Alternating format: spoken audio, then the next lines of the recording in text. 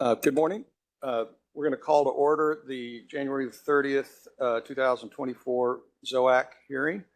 It's 9:06 a.m. and I believe we'll start with a roll call. Chair Housewright. Vice Chair Belair. Present.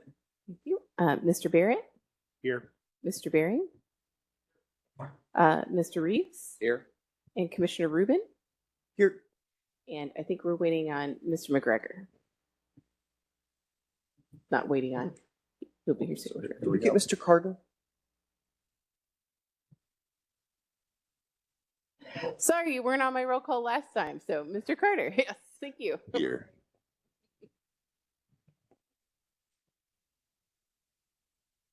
The record reflect Mr. McGregor has arrived.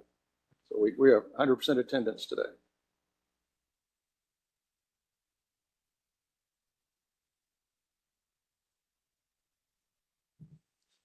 Good morning. Yes, let me share my screen for the PowerPoint presentation.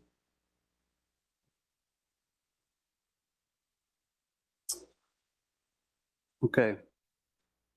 So my name is Michael Wade, Senior Planner with Planning and Urban Design for the City of Dallas. Today we're talking about Code Amendment DCA 190002, off-street parking and loading.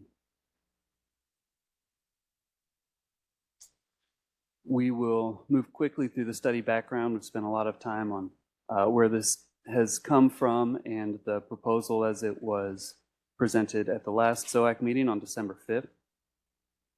We have some updates that have been sent out to the Zoning Ordinance Advisory Committee, a couple of revisions, small things that will be discussed today, and then some discussion items, and we will kick it right back over to the committee for discussion. Today, we'd love to be voting on a recommendation to the City Plan Commission. The study began in 2019, was initiated, and for 2 years it came to ZOAC, 25 meetings with some departmental restructuring. It took a pause and then came back in August of 2023. We've had 2 additional ZOAC meetings, city council briefing, and public listening sessions since then. Talking briefly about where the study comes from and why we're looking at off-street parking. We've got an array of adopted or in the works city plans, call for priorities that are impacted by how we manage off-street parking and how we regulate it. Those goals include safety for pedestrians, reducing the vehicle miles traveled, that is how much we drive in the city, enhancing our multimodal transportation system, increasing the productivity with which we use our limited land resources, an efficient, high-quality permitting process, and equitable development opportunity. Off-street parking minimums have been identified as outdated and dysfunctional, inflexible, and creating barriers to equitable development, causing cumbersome permitting processes, barriers to redevelopments, burdening small businesses and entrepreneurs, working against walkability, transportation, and environmental goals. They preserve the financially underperforming landform in terms of tax revenue, and then increase danger and decrease access for pedestrians. The proposal, as we'll talk about it today, is fundamentally the same as we brought in December of 2023. We are still proposing, this is the staff proposal, reducing parking minimums to 0, parking area design standards, and establishing a transportation demand management plan program. And then, of course, there are additional just structural and readability revisions. The staff proposal is really intended to achieve the goals as laid out in the city plans. That's our North Star. And so as we engage in discussion about this, of course, we just want to make sure that we're shooting for the goals that the city is adopting. There have been some updates that I'm going to run through. Some have examples, some are pretty easy to digest. These are updates since the December 5th proposal. Off-street loading amendments. In the proposal version that we brought last time, generally these were entirely deleted. We've discussed this with Department of Transportation staff, and we realized, excuse me.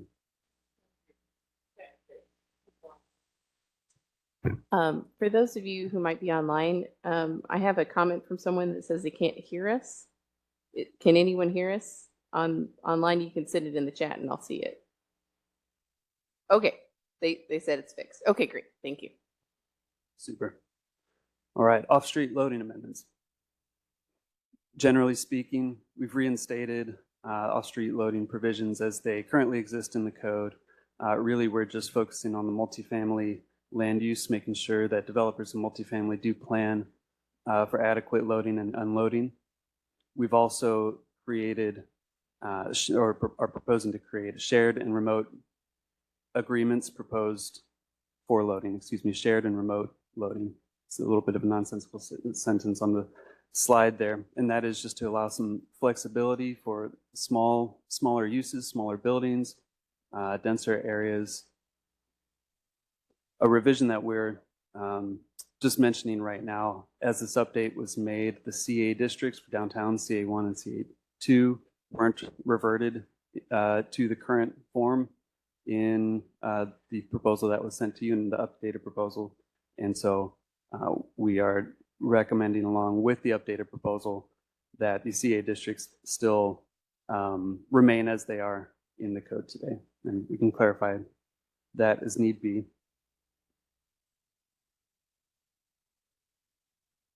Okay, clarification that our transportation demand management plan thresholds apply to phased development projects, not just one-off moments, and then specifying that a major review will apply to public and private schools. Currently, public and private schools are proposed to hit the square footage threshold, and a minor review would be applied in the TDMP. A minor review simply would apply travel demand management strategies, but not apply a traffic impact analysis. By applying the major review, traffic impact analysis, and a school traffic management plan would be required of any schools. Currently, we handle this just through the special use permit phase, and that's only for the schools that are located in districts where they require it, an SUP. This would really bring consistency and transparency to our processes for when schools are being established. The clarification for the proposed pedestrian path requirement. The basic requirements are the same. Every parking space needs to be within 65 feet of a pedestrian path. Sidewalks may count. And any paths crossing drive aisles need to be differentiated by color or texture. The clarification that we're bringing today is that just one path must be raised to the level of the main entrance of the curb as it crosses drive aisles. We've got some visuals for clarity there. I won't linger on this too much, but just want to visually depict how this requirement could play out in an example parking lot. So in this one, we have three paths crossing a lot to a store. See the main entrance kind of on the right there. Main path with the raised crossings is in the middle, and then one on either side. An example of the same parking lot. You have the main path toward the right, still leading to the main entrance with the raised crossing. One other path within 65 feet of the parking spaces around it. And in this illustration, the sidewalk is also counted as a path. An illustration of the raised crossing. And a couple of examples. This is a crossing, very gentle slope, gentle incline, differentiated by brick texture and a red color. This is an HEB in Austin where the path, the main path, is street level, still protected by curb bumps, and then it incorporates impervious surface and tree coverage. We're also proposing to prohibit drainage across public sidewalks. This isn't happening very often. Generally, our review staff are catching this, but it's good to have this codified. Water running across the sidewalk can make for a really sloppy pedestrian experience and dangerous when temperatures drop. And just a reminder that design standards in 4.301 are all subject to a proposed administrative waiver and other relief in situations of practical difficulties or safety issues. So everything that we're proposing here, these are for the base code. This is where we start and then tailor as need be per site. We're also proposing a reduction of the 30-foot depth requirement to 20 feet for active uses along the ground story of parking structures in Article 13 districts. The 30-foot depth has been flagged as just a bit onerous when we can still achieve the intended vitality with a 20-foot depth. One thing that was flagged for us by the Department of Transportation, our active transportation planners, is prohibiting wave-style bike racks. These are really unusable. We generally abide by the Association of Pedestrian and Bicycle Professionals guidance. They flagged it as a rack to avoid. It's not intuitive or user-friendly. Real-world use of this style often falls short of expectations. Supports the bike frame at only one location when used as intended. And really, the supporting the bike frame at only one location when used as intended, really that's also suggesting that that a bike can't be locked to it in the most optimal way that includes a frame and bicycle wheel. And so this is a revision that we're bringing today. We want to address some feedback that we've heard. These are just staff's thoughts and how we came to bring the proposal as it is right now. And then after we address some of these discussion items, we want to kick it right back over to the ZOAC for discussion. Incremental change. So in our updated proposal, we're still recommending citywide full reduction of parking minimums. Some responses that we've heard. One is a partial reduction to minimums, maybe just reduce them by 3/4 or by a half. Generally, we're still counting parking spaces. It doesn't impact the cumbersome permitting process. If these are set too high, they're still incentivizing vehicle miles. If they're set too low, then they're really ineffective. This still just keeps us in the world of throwing a dart and hoping that it's a right ratio. And we do want to remind everyone that full reduction itself really will only produce slow incremental progress toward city-adopted goals. People have brought up geographically isolated reductions to minimums, just in certain areas. Staff finds that these ignore the regional scale of automotive transportation. That is, if you only are relaxing regulations for destination end uses, not home end uses, et cetera, it's not enough really for improvements in commuting and transportation options. Transportation always includes an origin and a destination point. Geographically isolated reductions are ineffective at curbing vehicle miles driven at a meaningful scale with the rate that the city is growing and the size of the city. Isolated reductions have already been occurring through planned development districts, through mixed income housing development bonus developments, and downtown zoning districts. We've been doing incremental reductions for a long time now.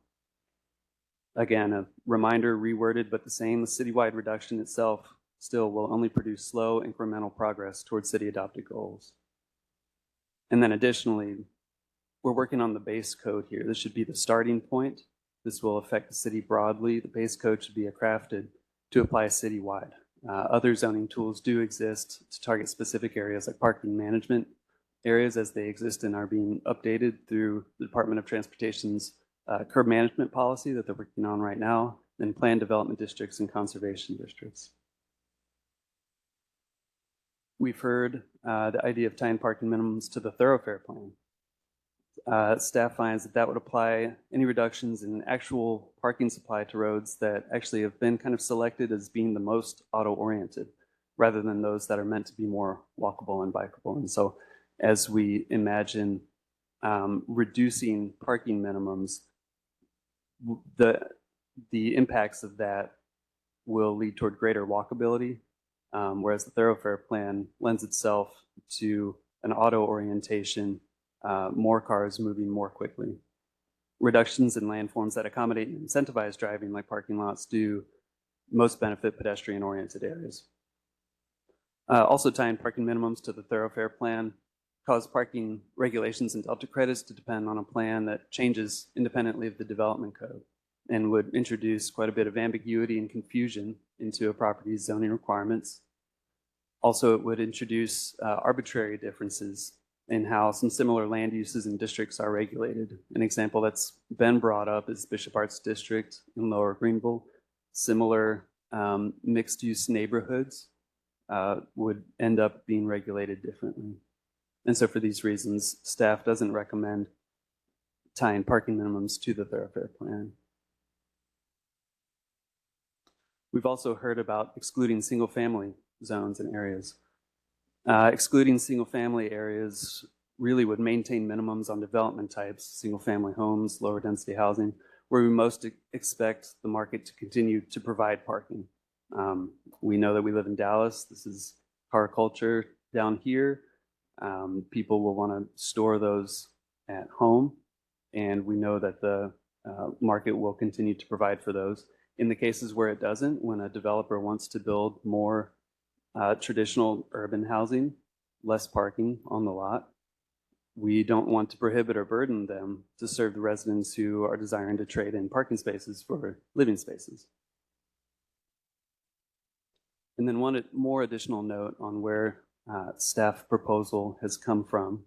Avoiding street parking in neighborhoods really hasn't been a goal of this proposal. We have mentioned a couple of times the curb management policy that the Department of Transportation is working on right now, I think is coming to council within the next month or two. Parking along the curb in low density neighborhoods, also in urban planning best practice, is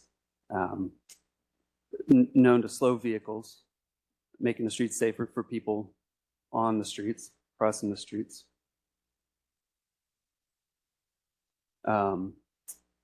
It guards pedestrians on the sidewalks, making a safer sidewalk pedestrian experience, excuse me.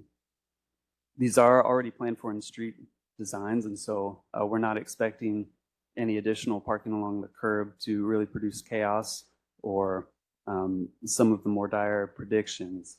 And then again, these won't change overnight. Many of our stable single-family neighborhoods truly are stable, and they change one home at a time over a long course.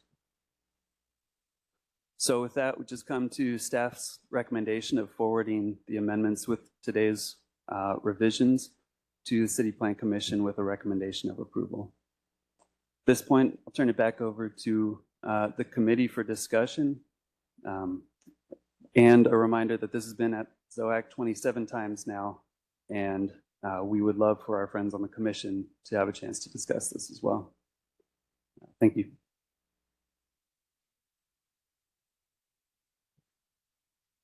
Yeah, I was thinking we would do speakers next. Let's do the in-person first. Thanks. For the speakers in person, we'll start to hear your testimony, if you will. Did you want to do 3 minutes per person or 1 minute? Let's do 2. 2 minutes. Okay.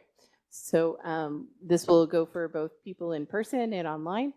You'll have 2 minutes. Please start by stating your name and an address. And later on, we're getting our little sign-up sheets so that I can get the minutes correct and spell your name correctly.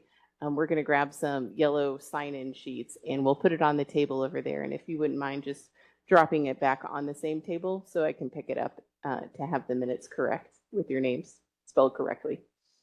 Okay, so with that, if the first person that's in person would like to come up to the microphone, there's a little button to speak, and we need to make sure that's on so it records.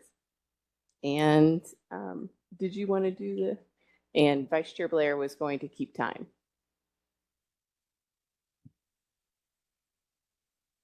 And by the way, if you're just here to observe, you don't have to speak, so.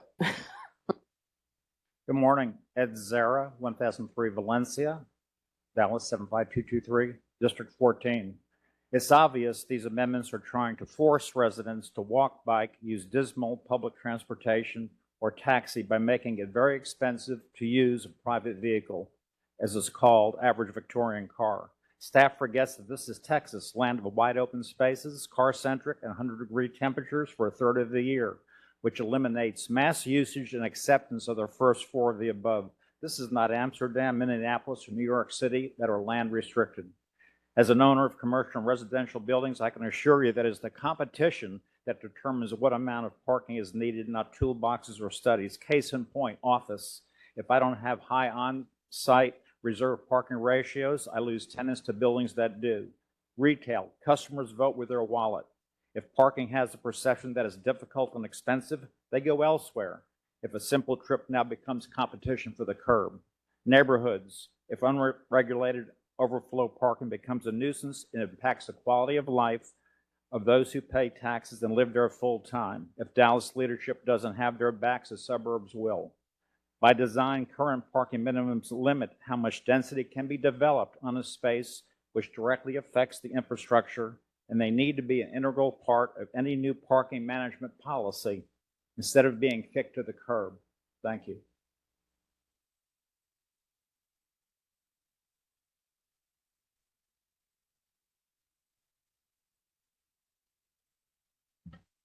Good morning. My name is Melissa Kingston, 5901 Palo Pinto. Let me start by saying generally I support a lot of the parking minimum concepts we're talking here. But I have some concern. According to our city attorney's office, and I agree with this assessment, if we eliminate all parking minimums, and we decide that in certain categories we have made a mistake, we are going to have a very difficult time in reinstating those.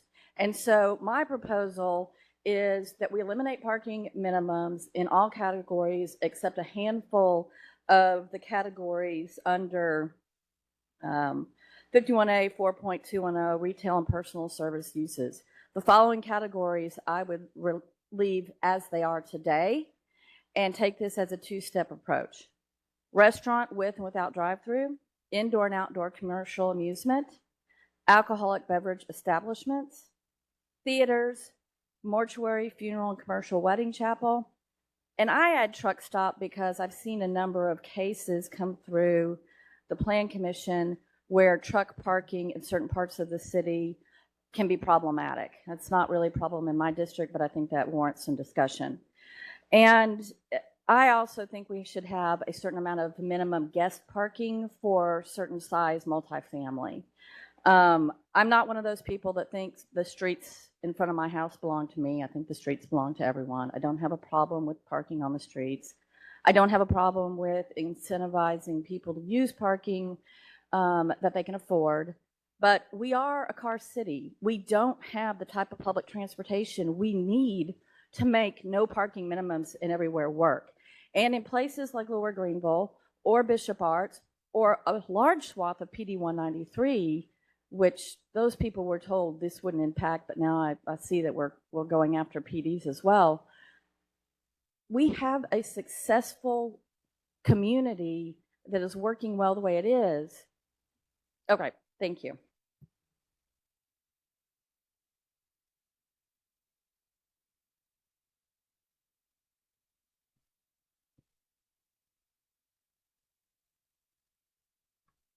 Good morning. My name is Angela Sanders, 3432 Spruce Valley Lane, District 3. This is a solution in search of a problem that does not exist.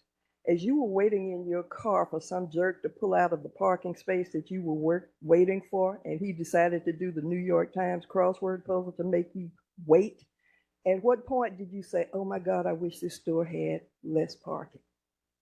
You did not. Parking lots, first of all, were the heroes of COVID. You remember our recent pandemic when parking lots were featured to use dozens, scores, hundreds of cars backed up to receive vaccines. Is this the last pandemic? We hope so. We don't know. This proposal would force businesses to close. If you've ever been at work and had a short time to run and grab your lunch, you call in your order, you go try to grab your lunch and go with no parking space, that's not a possibility. Any developer would be insane to build a building with insufficient amounts of parking. They would lose tenants and the city would lose business as those places move to the suburbs. Plano, Frisco. The Department of Labor and the Department of Justice will have something to say about this as you eliminate or severely restrict disabled parking. What about the people on walkers with canes? What about pregnant women who are trying to walk to a restaurant to sit down? Dallas is not a walkable city. It's 105 degrees. You walk a long way, you die. What about on-street parking, which will become prevalent as cars line both sides of the street? Ambulances, fire trucks can't get down there. Bikers will die as they are forced to be right in the midst of traffic because the streets have been narrowed by on-street parking. This isn't Amsterdam. It isn't Oslo. It's not South Korea that has a fantastic public transportation system. Time. Dallas Thank you. does not. Please kill this amendment.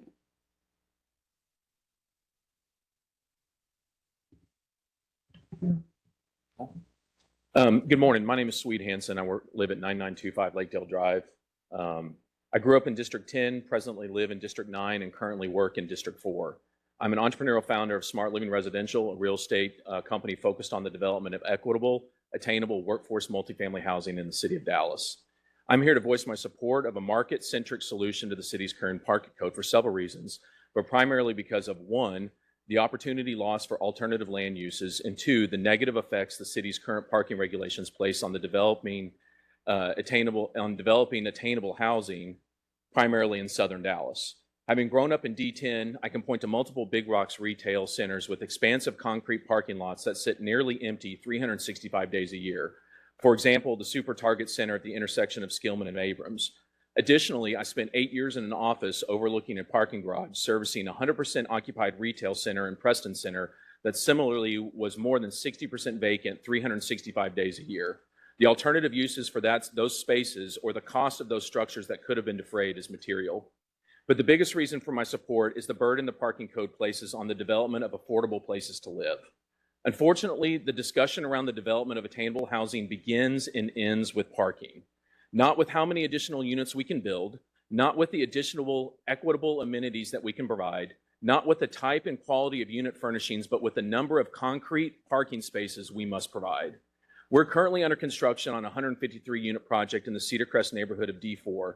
Speaking from experience, one additional unnecessary parking space is one less high-quality, affordable unit that we can add to the market. That's one less opportunity for a teacher, one less opportunity for a public servant, one less opportunity for a City of Dallas employee, one less opportunity for a single mother to live in a newly built, equitably priced housing unit.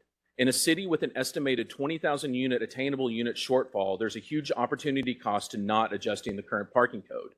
Every additional dollar that I must spend on parking is one less dollar that I have to spend on building actual. Thank you.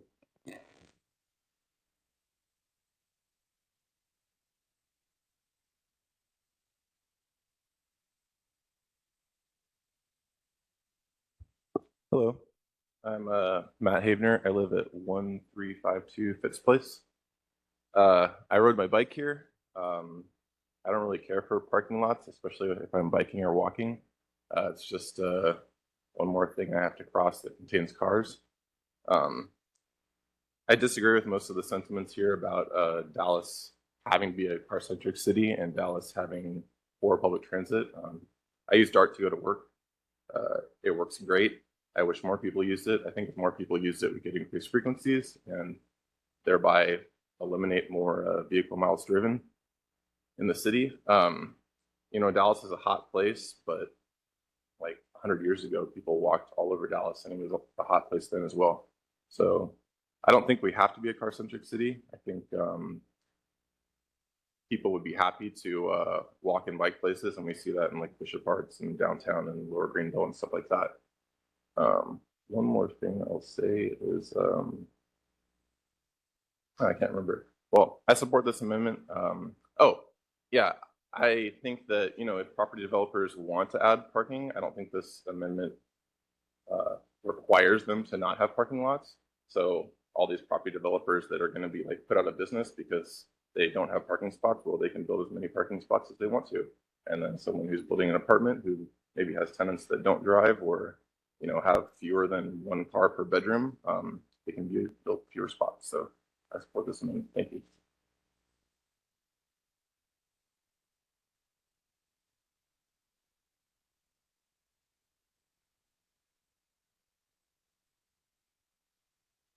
Good morning, Chairman Housewright and members of the committee. My name is Shelley Potter. I live at 4437 Cole Avenue, which is in Knox, Cole and Armstrong, and I am the president of the Oak Lawn Committee.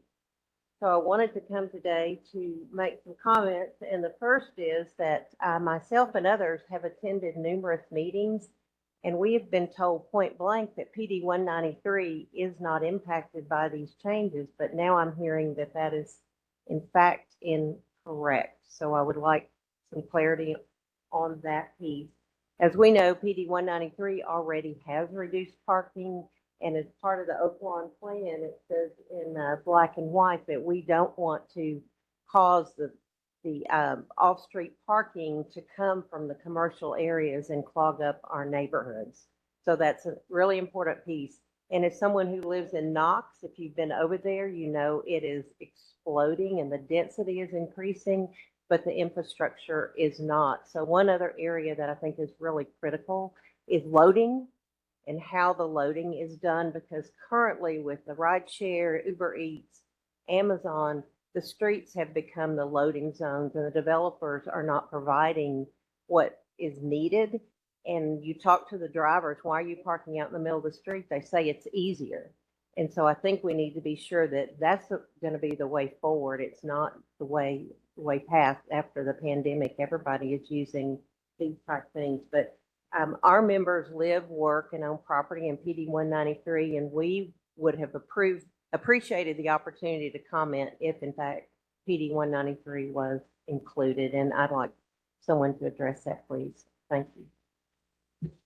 Chair, could I interrupt with a clarification? I think that would be great. Sure, and we apologize for any confusion that we've put out there. PD 193 will not be impacted by this amendment.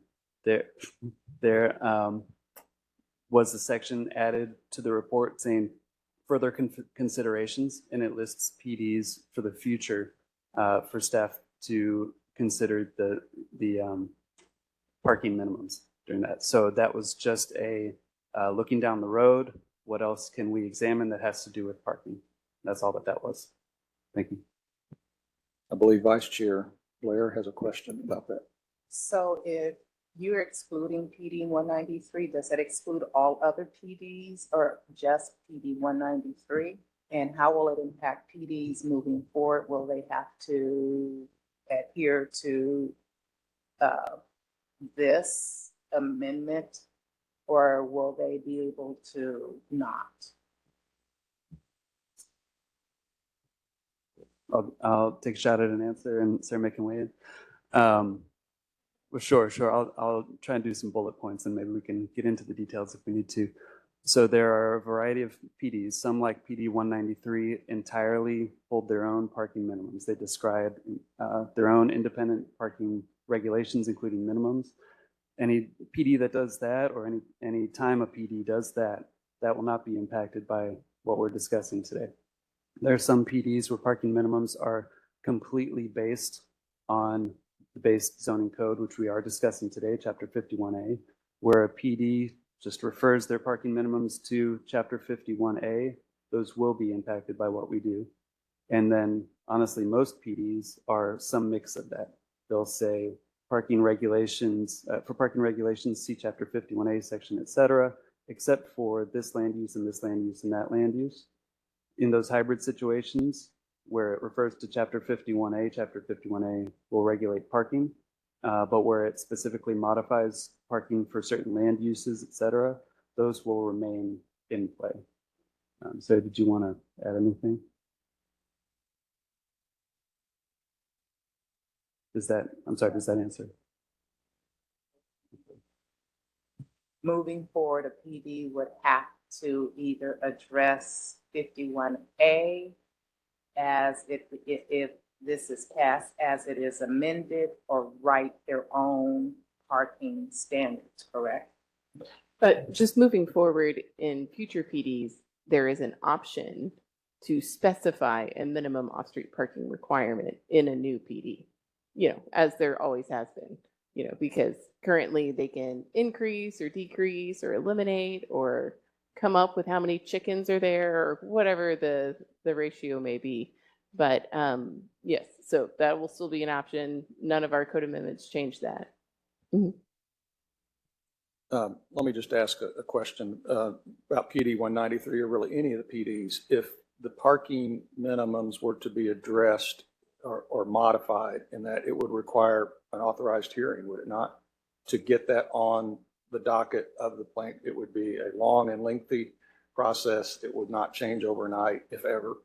But that's what it would require. It's not just going to happen. That's not like next on the agenda of ZOAC or anything. Correct. Yeah. Okay, thank you. And I also heard a very great point that she made, that loading has been a struggle in PD 193. And unfortunately, because PD 193 has its own loading requirements as well, there's nothing that we can really do in this code amendment to address loading. So, there's always, I'm sure, plenty of discussion to be had, individually outside of this body, to see if they wanted to seek out an authorized hearing process. All right, I want to get back to the speakers. Did we have any more speakers here in the room this morning that wish to speak?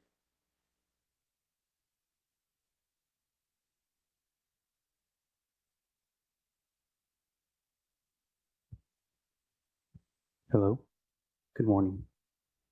My name is Adair Aranda. I live at 1030 Cedar Hill Avenue in Oak Cliff, Texas, 75208. I just wanted to express that I'm just tired of paying for other people's unhealthy lifestyles. I too came on micromobility to City Hall, and I have actually been 5 years going on only using public transit here in the city of Dallas. Summers, winters, ice, whatever. It's doable. It is hard, but it is absolutely doable. I respect all work that staff has been doing to support some sort of parking changes. I'm disappointed that Dallas hasn't done anything. We have other North Texas cities that have already done reforms, so applause to them. We're just not moving at the speed that we need to as far as changing something about parking.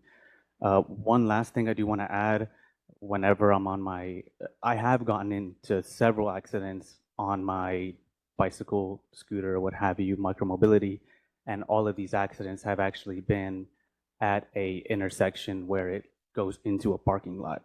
So minimizing that, eliminating that would be greatly appreciated. So it actually makes bikeable and walking infrastructure more safe as opposed to having more parking not. But thank you for your time, and that's all I have. Thank you. Another speaker?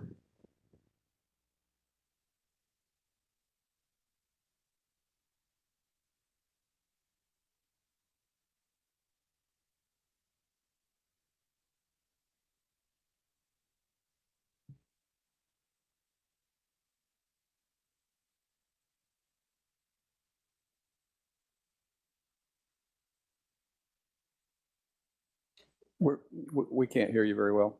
Is a microphone on? Yeah. Oh, there we go. Should I start over? Yeah, it might be good if you did. Thank you. Okay. Sorry. My name is Laura Palmer. I reside at 911 North Madison Avenue, District 1. I live in the area that everyone calls Bishop Arts. We already have 2 PDs that surround our neighborhood that include parking reductions. I would invite you to come down and go down our neighborhood streets. I can show you areas in which we have commercial businesses that are operating, and because of reduced, not eliminated, but reduced parking, we have them parking on sidewalks. We have them parking in front of fire hydrants.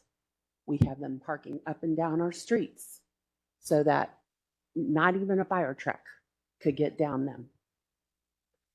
You can report it, but don't expect a response that day.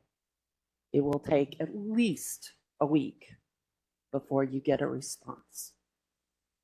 We need to have parking minimums to help ensure a plan in order to have different uses within an area. What we have found is that by introducing the parking reductions, that invites our landlords to insist on putting restaurants and only restaurants into our buildings because that gives them the highest return. They don't care about their neighbors. Flat out, they don't. So we are asking you as the city to help protect our neighborhoods. Thank you. Thank you.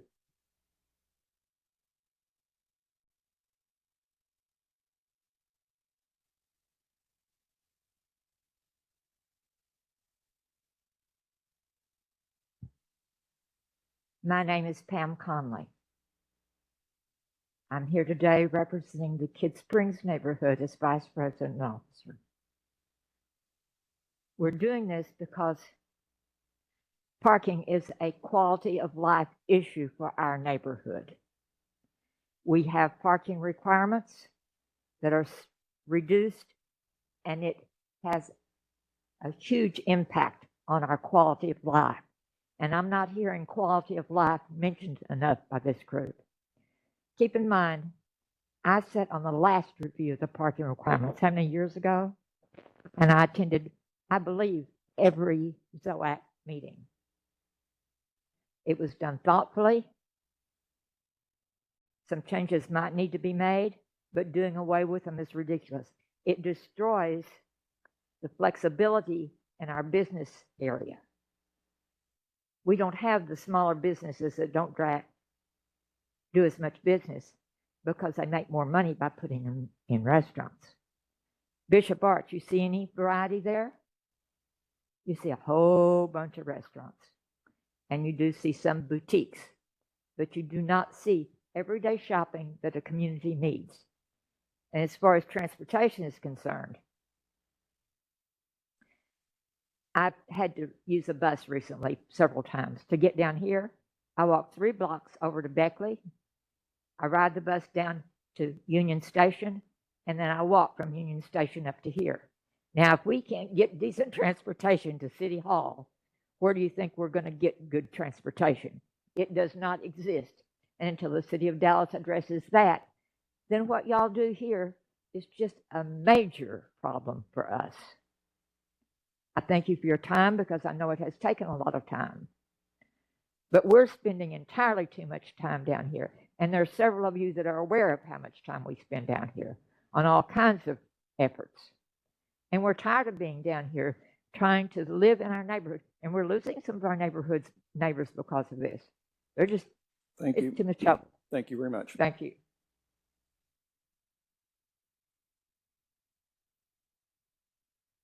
Okay, anybody else in the audience? Okay, so I think we're ready for our online speakers. I ordered these based on the earliest signed up would be Mr. Northrup. If you could turn on your camera and unmute yourself. Just wanted to make sure that you're able to turn on your camera. There we are. Thank you, sir. Please start with your name and address. Mike Northrup, 901 Main Street, Suite 3900. I'm opposed to this parking amendment for countless reasons. It's a disaster. I'll focus my remarks today on 2 impacts of the proposed amendment, 1 impact guaranteed to occur and 1 impact promised to occur. The proposal is both elitist and racist. The amendment before you, by its very design, is guaranteed to have the greatest impact on lower income motorists. The whole design here is to shift the cost of providing parking from landowners to the drivers. You want fewer cars on the road? How does that happen? You have fewer spaces available and motorists start having to pay for access to those spaces. Todd Littman, expert on parking, observes larger impacts are likely to result from lower income with lower income motorists. A given parking fee represents a greater share of income to a lower income motorist than a higher income motorist.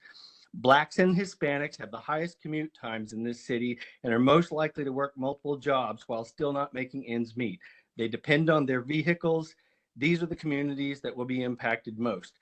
The city's racial equity plan commits to addressing disparities in outcomes along racial, ethnic, and socioeconomic lines. Section 5 of the city's 2021 resolution commits to making equity a priority of every initiative, policy, or program. This proposal has not been vetted as the city has in connection with that policy, and it needs to be. The second impact is one that's promised, that is that this will result in lower income housing being available. There is no evidence of that. In fact, a reporter for Grist reported a month ago that the evidence to support such claims is anecdotal at best. But here's the icing on the cake, that this proposal to eliminate all minimums has the effect of eviscerating what the city adopted in connection with its housing plan last year that incentivizes lower income housing. Thank you very much. Allowing for lower permits. It's 2 minutes. Thank you. Thank you.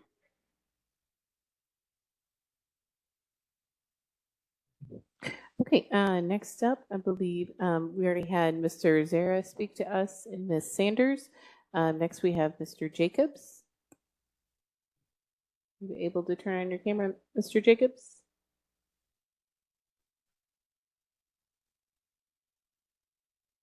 Okay, let's come back to him. Mr. Tony, and then we'll have Mr. Colorado.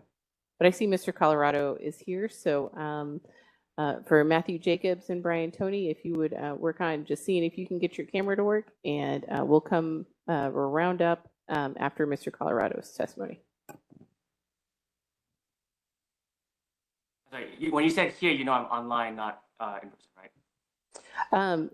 The other two speakers are online. I made them panelists, but we're just going to wait to make sure that they have their camera on. So go ahead, Mr. Colorado. Okay. My name is Hexel Colorado. We live at 1509 Main Street in Dallas, District 14. I want to comment in support of the parking code amendment and remind the committee two things. First, as you know, this is not an abolishment of all parking. This is just a removal of the minimums. And any conversation about removing all parking, has anyone ever met a developer or a business person who is eager to get rid of all of their parking? So we need to keep that context in mind.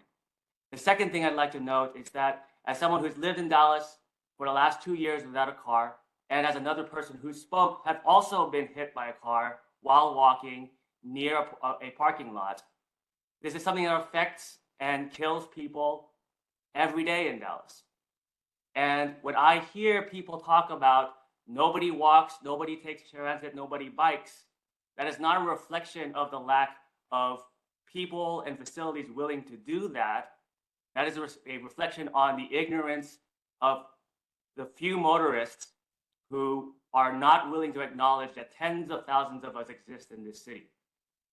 And so I would like to see this council recognize that a lot of the things that are portrayed as problems are actually things that are ultimately good for themselves and for everybody. There was a story that was shared by a certain council person on AOL that had the headline of businesses in a, quote, vibrant, walkable, higher foot traffic, increased consumer activity district in Fort Worth. The businesses were supposedly struggling in that area. Well, restaurants have a 30% rate of failure or closure within their first year and an 80% closure over 5 years.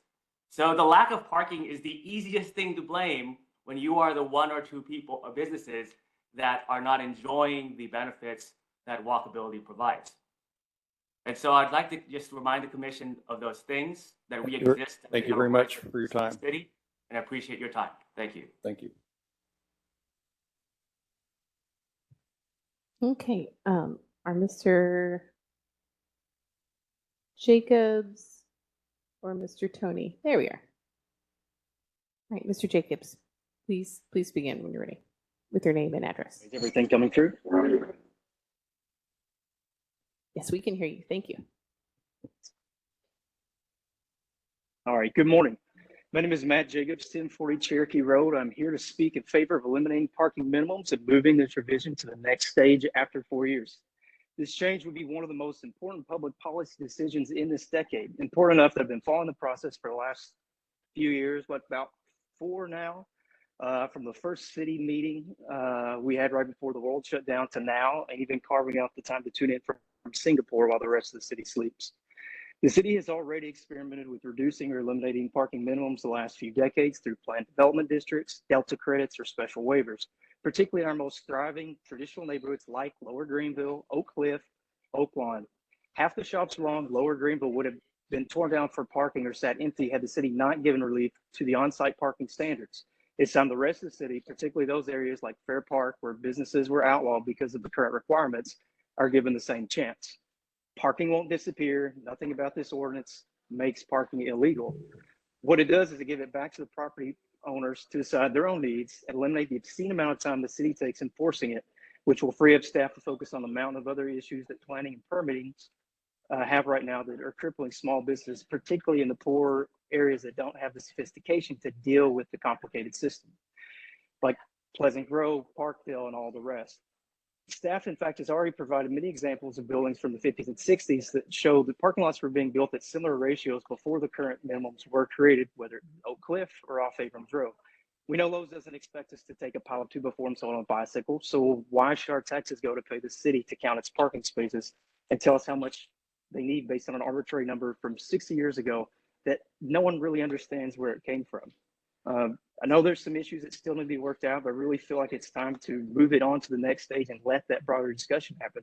In particular, I know there's a lot of concern from areas where there's an over concentration of bars and restaurants, and they're worried that this may produce more of that, not allow other areas to have, more commercial activity. Thank you and very staff has much. repeatedly That's stated 2 there are minutes. mechanisms that I would like to see them. Okay, Mr. Tony, thank you for joining us. Please begin with your name and address. Hi, everyone. Thank you for your patience. My name is Brian Toney. My address is 1500 Pecos Street. I'm speaking on behalf of the Dallas Housing Coalition. We're a coalition of over 200 diverse members representing community-based organization, nonprofit developers, faith institutions, educational institutions who are all committed to our mission of developing and preserving attainable housing in the city of Dallas for all. We just did a membership survey of our members. Our top priority to support this year is parking reform and removing parking requirements. We've been leading the advocacy campaign for a $200 million investment in the 2024 housing bond. This pairs nicely with that and other reforms coming through Forward Dallas to make Dallas a more inclusive, vibrant, walkable city. We know what the research shows in parking and its effects on housing affordability and costs, that there's an economic case for small businesses, vacant buildings, and others that can help our tax base grow through effective housing reform. And we see this as a key way to reduce significant housing costs and pass those savings on to our renters and our homeowners who are struggling to make ends meet right now. We look forward to working further with the City Plan Commission and encourage the proposed recommendations to be adopted today. Thank you. Thank you. So, Mr. Chair, that's the end of our registered speakers list. It's up to you if you want to ask questions of speakers or staff. I think we're ready to go into discussion here. So I would thank the speakers for their input this morning. I appreciate their time coming down and talking to us or getting online. At this time, I guess I would open it to our committee members to ask questions of staff or of the speakers if they wish. May I? Thanks, sir. I actually have A couple questions for staff.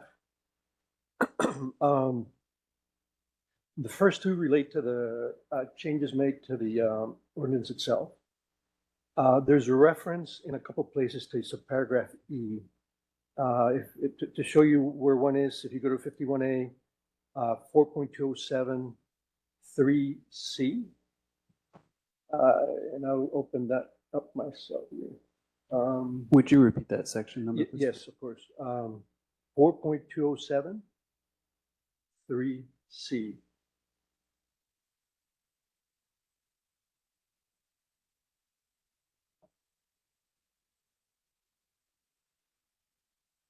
I'm trying to find it myself. What page is it? Oh, thank you. So, yeah, 3C, financial institutions with drive-in window. And I mean, this is one example because it shows up in a couple places. Required off-street parking, none except as required in subparagraph E. And I don't know where that subparagraph is. That's probably referring to the stacking space requirement, because you said it was for a financial with a drive-through. Yes, yes, it is. Yes, I think that's what E is, the additional provisions for that land use. So there is, so we do have stacking space requirement that stays in the regs? Yes. Okay. Each drive-through use that we have has a specified number of stacking spaces that are required for that drive-through, whatever use that might be. Okay. Thank you. That answers my question. Second question, since I don't have the definition of the uses, and it's been a while since I read through them, in section 5.1, we have a use of a residential hotel. What is that exactly?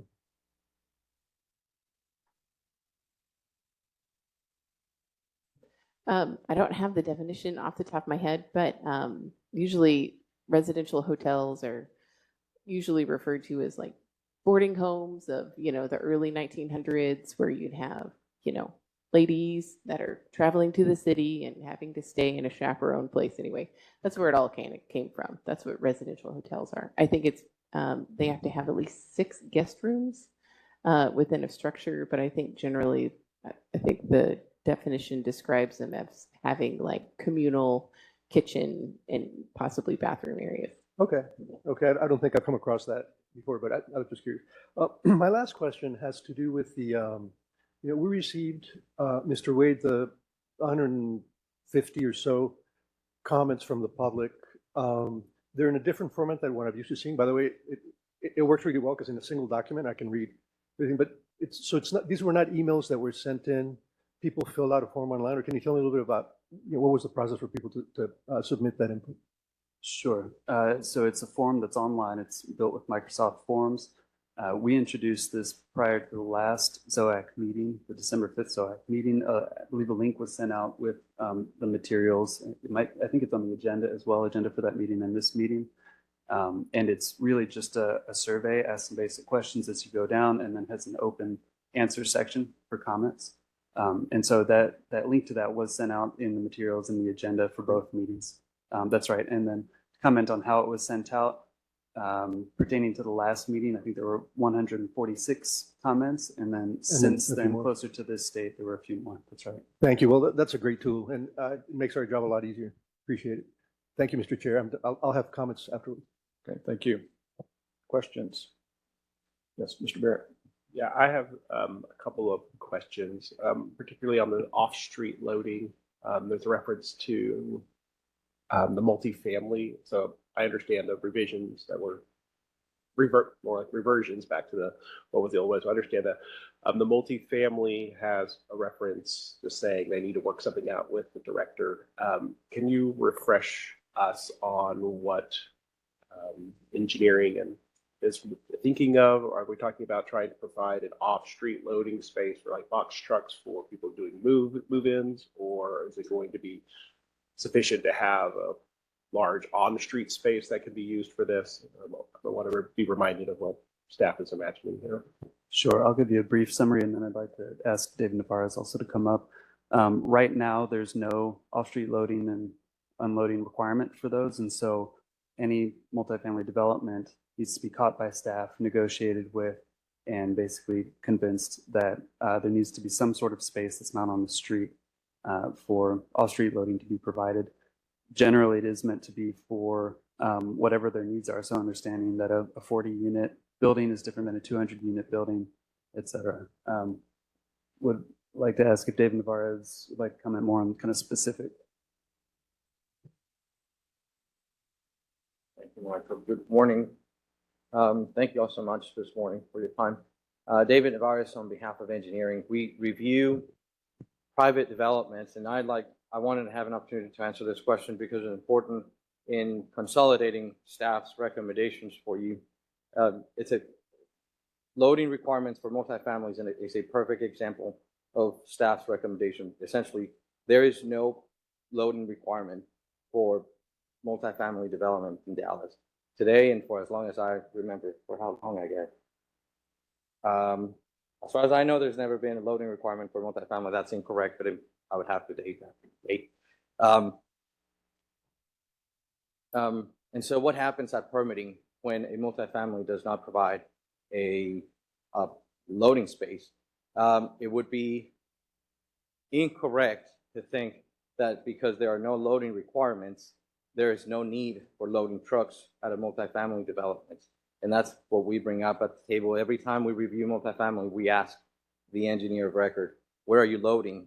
The engineer says, oh, David, we're loading over here. And then we ask, where's your freight elevator? Oh, it's on the other side. And so those are things that aren't considered in design. For the most part, in many instances, we bring in the architects. The architects will say, and I've repeatedly heard this, David, a city that has no loading requirements should expect them to be on the streets. And while that is incorrect in nature, the reason why we're bringing up that per directors or the language that is proposed is simply because we want to continue doing business the way we have. We collaborate with developers, figuring out what works best for their development. We, city staff, are required to evaluate the impact of that property to their adjacent neighbors in figuring out what works best for all. The problem is that we're doing it without any guidance. We're doing it and we're surprising you, the developers. We're surprising you by letting you know where are you loading, where are your loading requirements. And we come up with an answer, we come up with a solution. We just don't like that we surprise developers and their team with that question. We want them to be aware that a loading requirement, while not required, a loading space, while not required, it's still needed to be part of the conversation. Now, imposing loading requirements for multifamily would be detrimental to the city in many ways, and I'm off subject now because we could go down a rabbit hole. But that's the gist of how we're doing business, and we're not changing anything. We're proposing to continue doing the same we've been doing, but formalizing it with just a simple statement, letting the applicant know that we need an answer for where they're loading and how. And if it's going to be on the street, the city then needs to be part of that conversation and figure out how to manage that curve. When that loading truck shows up, there needs to be a sign that says, no parking here because it's reserved for loading. Okay. So yeah, I understand where it's coming from. We're using it as an example. You can see in Deep Ellum, the case building, about like 17 stories tall, about 100% lots coverage. You see a loading truck there basically every weekend as new tenants move in and out. What would the city's approach be in a similar situation like that? I mean, when I look at the off-street loading space requirements, like a 14-foot tall parking space is not going to be feasible on a parking deck. But what is the city's expectation, or hypothetically? Thank you. That's what we're bringing you today to the table, figuring out a procedure that is guiding staff, not just the designer, but also staff in how to enforce an evaluation of those needs. Let me be clear, we're not proposing or recommending implementing loading requirements for multifamily development. That's definitely not what we're doing. What we want to do is alert the designer that there needs to be a conversation about where their loading needs are. The city may say, at the discretion of the director, we may say you can't park your trucks there, and therefore your development doesn't belong there. In some instances, for example, and see, we're not using loading requirements to, as some individuals may claim, that the parking is dictating the land use. Instead, we're using a evaluation of demand, of transportation demand, which includes walkers, bicyclists, motorists, and loading trucks in this instance, to determine if a site is deemed feasible for a specific location. Now, the specific locations that you were mentioning, then the city has to figure out a way to implement curb management and find out a way to create places where a truck can serve the needs of not just one site, but multiple sites, and by means of putting a sign that says loading space, communal of some sort. That's something that we don't do today, and that's because we don't have that requirement. We don't, neither the city nor the designer nor the neighbors understand that that's a requirement. So you imagine that in some cases, the on-street loading space would be sufficient to meet the needs? Can you repeat the question again? That instead of that the loading needs would not necessarily have to be met with off-street loading, that on-street loading may be sufficient in. Absolutely. There are places where on-street loading is how the city is functioning today. And that's perfectly fine too. Can we make that explicit in the multifamily section reference on the consultation of off-street load or street or loading requirements, that on-street can be considered into this? Yes. Right.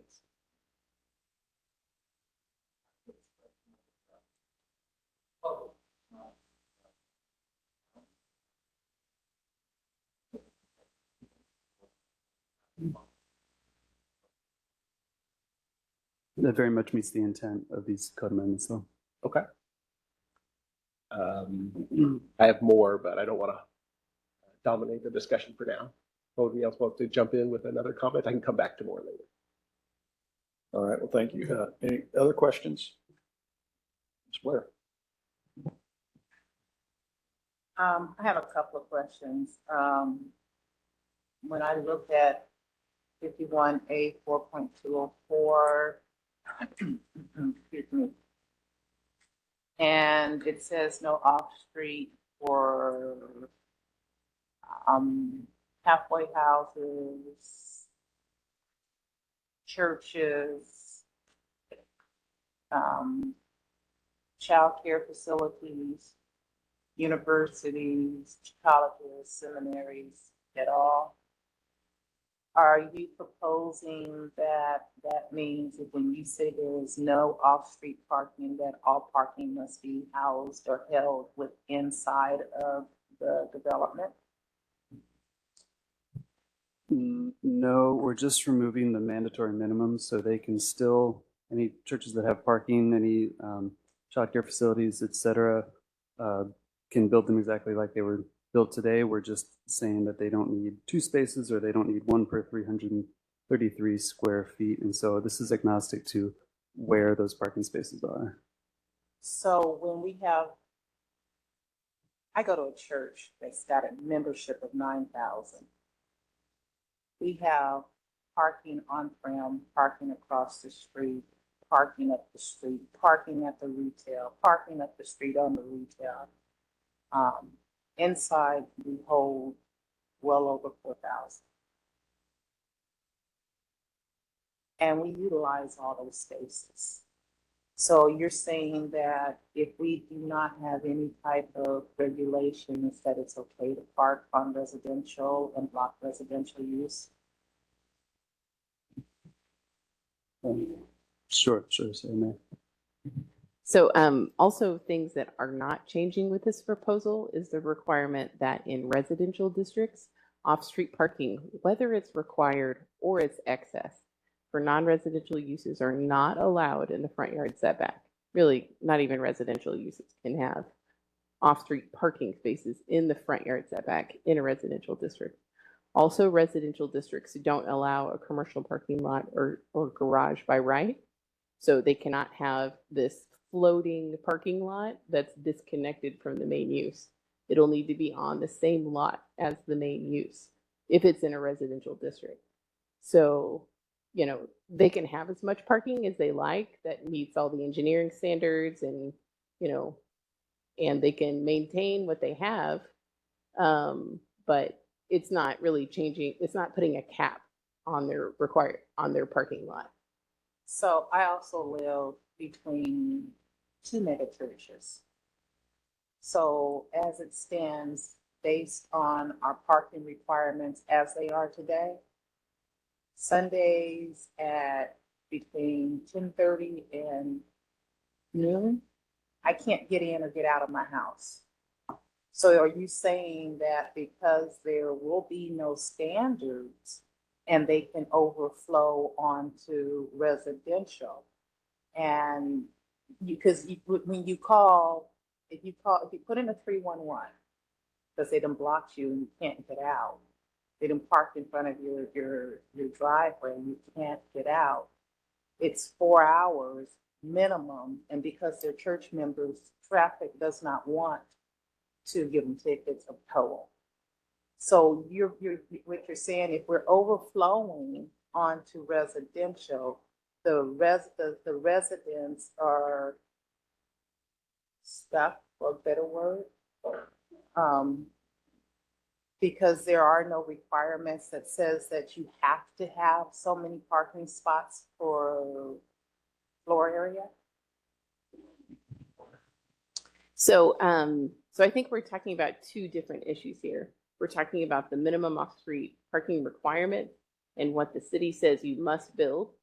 That's one bucket. And then we're also talking about how people use parking lots, and maybe a third bucket of how transportation and 311 can respond to overflow. Okay. So let's forget about 311 and let's just say how churches use their lots on property and they overflow. Every mega church that I live around has parking on property, a parking lot across the street, and they still overflow onto residential use. So basically, the requirements that are being required now is not sufficient. And if you and I'm saying, how do you guys propose the management of parking for these large mega churches who already don't have enough parking? I mean, I think that's probably a question for our transportation department, since they are the ones that regulate the on-street part of our cities. I personally live on a street that gets a lot of overflow parking. One side of the street is a no parking only, and we have routinely called parking enforcement and they have come out and given tickets. So I don't know if that's just a special condition of where I am, but yeah. But there are, you know, the transportation department can put up no parking signs if it's warranted, resident only parking. There are tools that could be explored. The question is, how do you manage it today, and how will this change manage it tomorrow? That's basically the question. So if the management today is not sufficient, what will happen to the inequities and inefficiencies that will be realized tomorrow once you say churches don't have any minimums?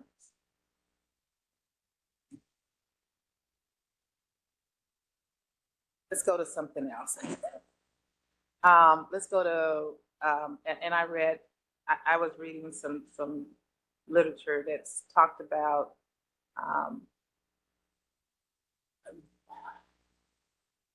making things non-conforming. When parking, they give parking delta credits, and if things change and their delta credits are altered and parking becomes a non-conforming issue, are you saying that there will not be an answer to non-conforming when things are being made non-conforming?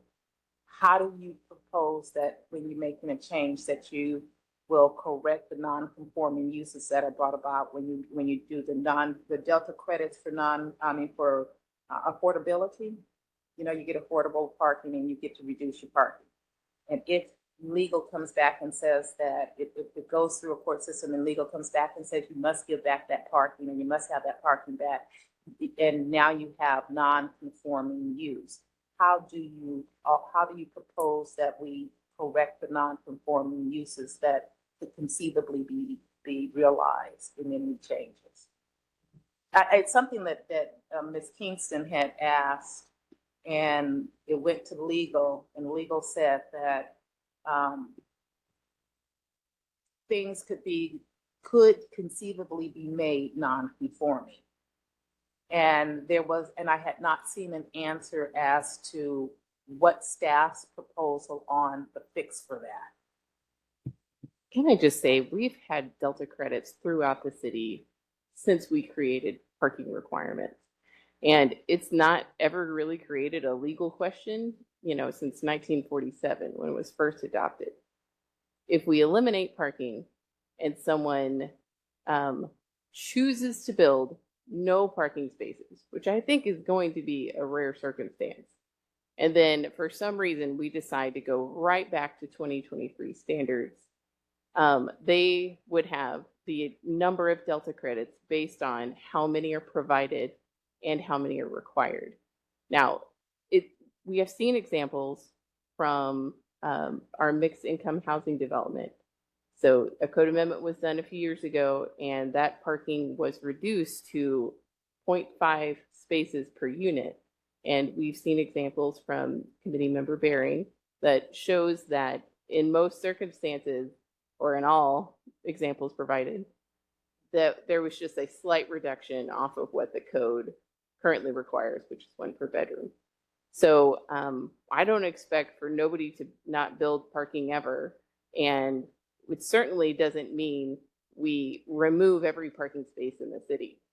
So the only Delta credit someone would get by removing the requirement and reinstating it is going to be those developments that do not provide any parking or provide less parking than what the restored number might be.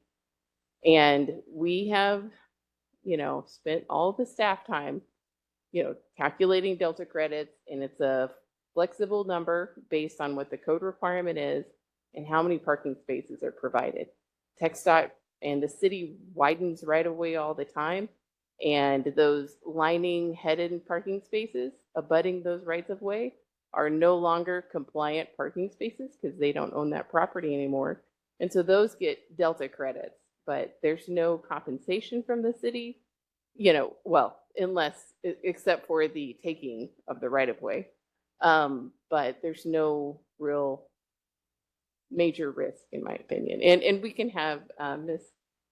Knuppel add to that, but I don't know if she has anything she wants to add, but also with the on-street spaces that are taken in right-of-way expansions or reconstructions, maybe they're redesigning it, it comes up a lot, and property owners want to be compensated for the on-street spaces they lose, but since they're not required spaces in the first place, I don't know, okay, he just stepped out, but they're not Delta credits just because they're parking spaces.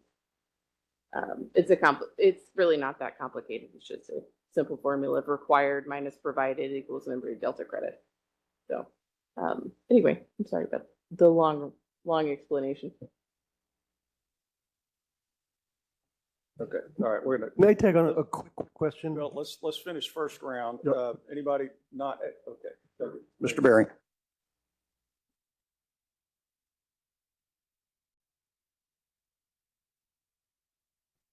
Thank you. I'm so loud, I didn't even realize that. The PDs going forward would be still a very viable tool to customize parking requirements, right? In the proliferation of PDs that we have, I think, is that a true statement that would still, you could customize it going forward?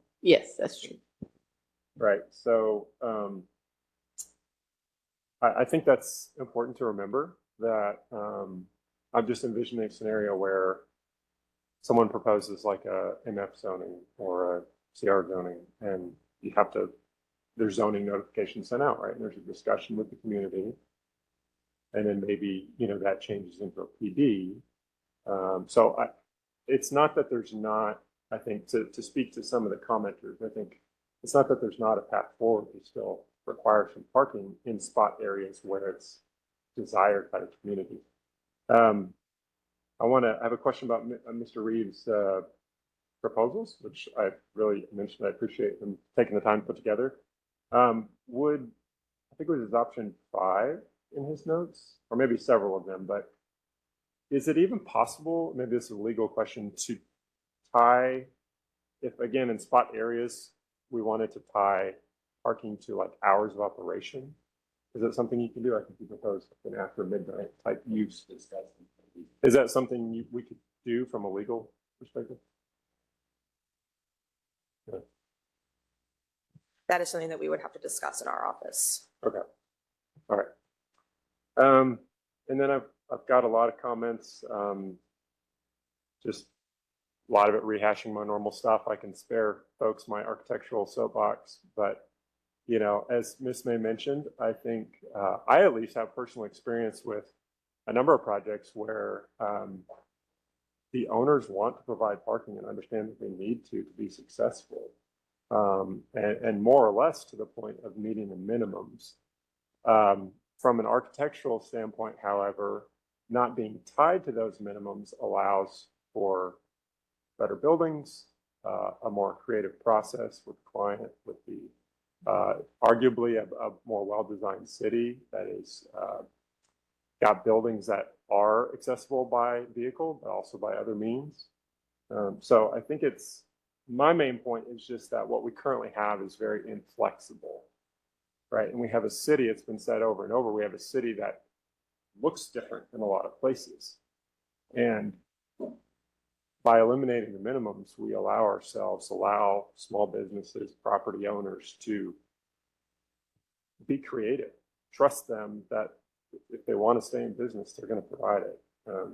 And then lastly, I'll just touch on, a couple of the commenters, I don't think they're still here, and I don't know that this is what they had intended, but I thought Mr. Zara made a very interesting point that it is his competition that determines the needed parking. And I would say implicitly, he said not the minimums. I don't think that was his intention, but it's the market that's going to decide ultimately anyway, right? I mean, even if you have a required minimum, you know, it's just, you know, competition has a way of working itself out. The other comment, again, I don't think what she intended, but Ms. Sanders said any developer would be insane to not include enough parking. And again, that's a conversation about provided parking. What we're talking about is a mandatory required parking. And again, briefly, my experience has been in the small to mid-sized multifamily. We've got 30 and 40 unit projects that are participating in the development bonus program that are then only required 15 units. They're providing 15 parking spaces. They're providing 29 parking spaces, 28. And with the guest parking would have otherwise been required, say, 33 spaces. And again, it's just those couple of spaces that allow us to truly do architecture, and all the architects online probably so yes, but yeah, so it hurts small businesses. It's an impediment and another barrier. I think lastly, truly, preservation is not something we've talked about really. I think almost all of us universally bemoan buildings being demolished, but how often are they demolished for parking requirements?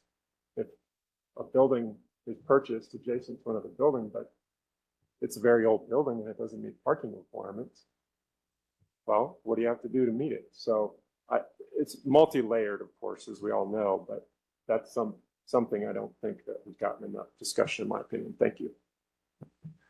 More questions, Mr. Reeves? Yes, thank you.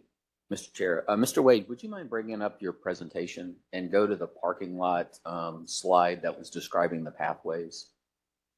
It's a good visual. I think so. I don't know what 20, but it was the one with the path going through the, yes, that one right there. If you could blow that up for us, please. Okay, this is actually a really good real world example here. I'm going to try to draw the picture here. So first of all, I'm always kind of confused why this is an all or nothing parking discussion. It's either like scorched earth, eliminate everything. And those of us like myself that want a 5% tweak are viewed as the village idiots here. And I'm getting a little tired of that. But here's a real world example. That gray up there is where the Blue Goose used to be on Greenville Avenue. And on top of that, which would be actually to the east in the real world situation, but on top of that gray block is Greenville Avenue. And today, that building is just like that. What used to be the Blue Goose, going to be another restaurant, is going to take over half of that. And on the other half of that is a tattoo shop, a jewelry store, and what used to be a little gift shop. So it was about 55% Blue Goose, and the other was retail. Right directly behind the Blue Goose, they have their parking lot. There's a fence. And then right behind that is a monstrous parking lot for Torelli's, Doty's, and all that sort of stuff. So Greenville Avenue on top, the Blue Goose strip is what I call it, and basically all parking lot. Well, to the left of that is an alley, just like what looks drawn there. And on the left side of that alley is an 8-foot fence, and then there's somebody's backyard. There's 1, 2, 3, there's about 4 people's backyards off to the left that are abutting the alley. On the bottom of that is actually someone's side yard. Can housing be built on that parking lot? It is zoned CR. Can housing be built on that parking lot when it's zoned CR? It cannot. Right. Whenever we adopted 51A, it removed a lot of our pyramidal zoning that allows residential uses basically in all districts. So there's no residential uses allowed. We have, and I disagree with staff. I was not clear the last meeting with like incremental steps. I didn't want a history lesson. I really wanted to look at what we could do going forward. I threw out multiple, ideas. I don't know if they're good or not, but they haven't been discussed. I would disagree in that we have those monster parking lots, which are much bigger than this, on Walnut Hill, on Forest, on Jefferson. We have them all over town. And I was saying, okay, well, to me, we would want to target those because they can handle it. But if residential can't go there, why are we discussing these huge parking lots that are CR, but we can't put housing on them? Why are we discussing that? Why aren't we saying, well, wait a minute, first of all, we got to be able to put housing on CR, because then that frees up that parking lot to potentially have affordable housing on it, or just more housing to get more affordable. And I understand the affordable housing part. When I bought my property just a block and a half from this, it was 1.5 times my salary. My dirt is now 4 times my salary. I get that, but we're not solving the problem here.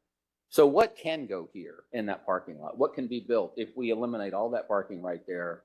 And they don't need that because it is required parking for that restaurant and all that sort of stuff. So what can be built there today if we get rid of parking? What? Excuse me. Retail. And personal Okay. service. Could it be a alcoholic beverage establishment that's allowed in CR? Not without an SUP. Okay. Could it be a restaurant? Yes. Okay. Do all restaurants close at midnight or anything like that, or some of them stay open and have bars? Zoning generally doesn't regulate hours of operation. Okay. Could they expand off of that and put a big patio back there? Actually, yes, and I would add on the restaurant, because there's residential within 330 feet, a residential adjacency review would be required. It wouldn't be able to prohibit a restaurant or limit its size, but it could make some conditions to make it more compatible. Okay, but such it's not as black and outside white. Speakers. For the It's- residential it's- adjacency review? Right, I mean, yes, there's a review, but it is a person determining if it's appropriate to have an outdoor patio back there or not. Right, it's administratively done in building inspections, but they do have general standard terms that they apply to restaurants next to residential. And if the applicant he feels that it's too strict, they can appeal it to the City Plan Commission. And if City Plan Commission upholds it, they can appeal that to council. Okay, so I could put a patio back there, and because I can show you multiple places where there's patios back there, and I guess there was a residential adjacency review, and they could stay open till 2 in the morning. A residential adjacency review can put hours of operation But limits. it's not solid. It's typically done these days. Typically done these days. As far as, I mean, we And can I get do want to someone note, for building it's good inspection. that when you call parking enforcement, they come Uh-huh. in to you, because when I call and I live 4 or 5 blocks from you, they don't come. So that's interesting. Maybe I So just have the magic 311. yeah, touch you must on have the my app. magic or something or another. So, so my point is that if I am that Blue Goose Strip right there, I am going to build a patio back there. First thing I do, it's a no-brainer. I don't have to service it. When the weather's crappy, I don't do anything. There's noise. Everyone knows that there's a noise or there's a band, they're playing loud music, and you call, nobody's coming out there until the next day. So what I'm trying to say is, A, we can't put housing there. B, we have this kludgy, maybe we can stop this having. And all I'm asking is, why do we have to subject potential, and this is Greenville, this is Henderson. Look on Inwood, across from the Inwood Theater. The little strip buildings are in the back, but there's a little narrow parking lot right there. They could just be restaurant, and a use that's especially an outdoor use that you don't have to park it now. It just generates more traffic. Try going to the truck yard, trying to go to Trader Joe's on a Sunday, like this past Sunday. It's a mob scene. So the people on bicycles are still going to get hit because of all the Ubers, or it's, so I'm just saying yes on so much of this, but why can't we do a little bit of compromise here? And why is it not even being considered? I think that's reckless. I believe Mr. Rubin had some questions. Yeah, just a few. The first one is purely housekeeping. I just want to make sure that I understand what the document in front of me is. Mr. Wade, in your presentation, you mentioned some revisions. There's also a ordinance markup that's been circulated to ZOAC and posted on the ZOAC website. Are all of those revisions you referenced in your presentation today in the ordinance markup that we have? Is there anything else that's been changed since we've received that? The ordinance markup you received contains everything except the revisions that I highlighted in bold in my presentation. So that is the prohibition of the wave bicycle bike racks. I can turn to them.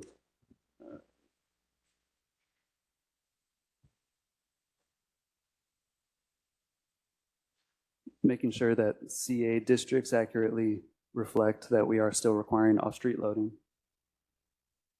And then for schools, specifically calling out the requirement for a school traffic management plan in the TDMP section of 4.804. So if someone were to make a motion to move forward, including the revisions that you made today, it would be the code amendment as briefed, right? That's correct. Okay, great. Just a couple other questions based on some of the comments that we've had from speakers, particularly going to some of the civil rights and equity issues. I heard a speaker today express concern about potential violations of the Americans with Disabilities Act. Would the Americans with Disabilities Act still apply even if we adopted staff's code amendment? It would. That's independent of what we're requiring. And do we need independent language in the code amendment to ensure that it applies, or does it apply automatically to require disabled parking? It applies automatically. It's a federal law. Great. I also heard a comment from a speaker talking about how when we adopted or revised the mixed income housing development bonus, we dropped the required numbers of units to 0.5 or parking spaces to 0.5 spaces per unit when a development was meeting the MIHDB requirements. If we eliminate parking minimums, which is lower than what the MIHDB requires now, are there other tools in the MIHDB to encourage the development of affordable housing? And what are some of those tools? There are. I think I would look to some of our staff over at the side table who might, or Sarah, go ahead. Yes, so there's density increases that are allowed when you are able to provide affordable housing in accordance with the mixed income development bonuses. Some districts allow additional height, obviously has to comply with residential proximity slope, but they do allow additional heights, additional lot coverage in whenever it's, more strict. So like in the multifamily zoning districts, it goes from 60% to 80%. So there's some lot coverage, height, and density bonuses. I'm sorry, I will step in. Yes, parking reduction is also a bonus in exchange of mixed income housing. If you provide mixed income housing at any level, any MVA, any MFI category, you can get a reduction to half space per unit. And if we were to adopt this amendment, that particular parking bonus wouldn't have any effect anymore, but those other bonuses in the MIHDB program would still be available. Yes. The last question or round of questions I have relate to a comment by a speaker suggesting that business owners would stop providing parking for their low-income workers, putting those lower-income workers in a difficult spot. Are you aware of any, evidence or experience in other cities where parking minimums have been eliminated, where that has been an issue? I'm not aware. No, I think Sarah, Lori, Andrea, are you aware of any cases like this?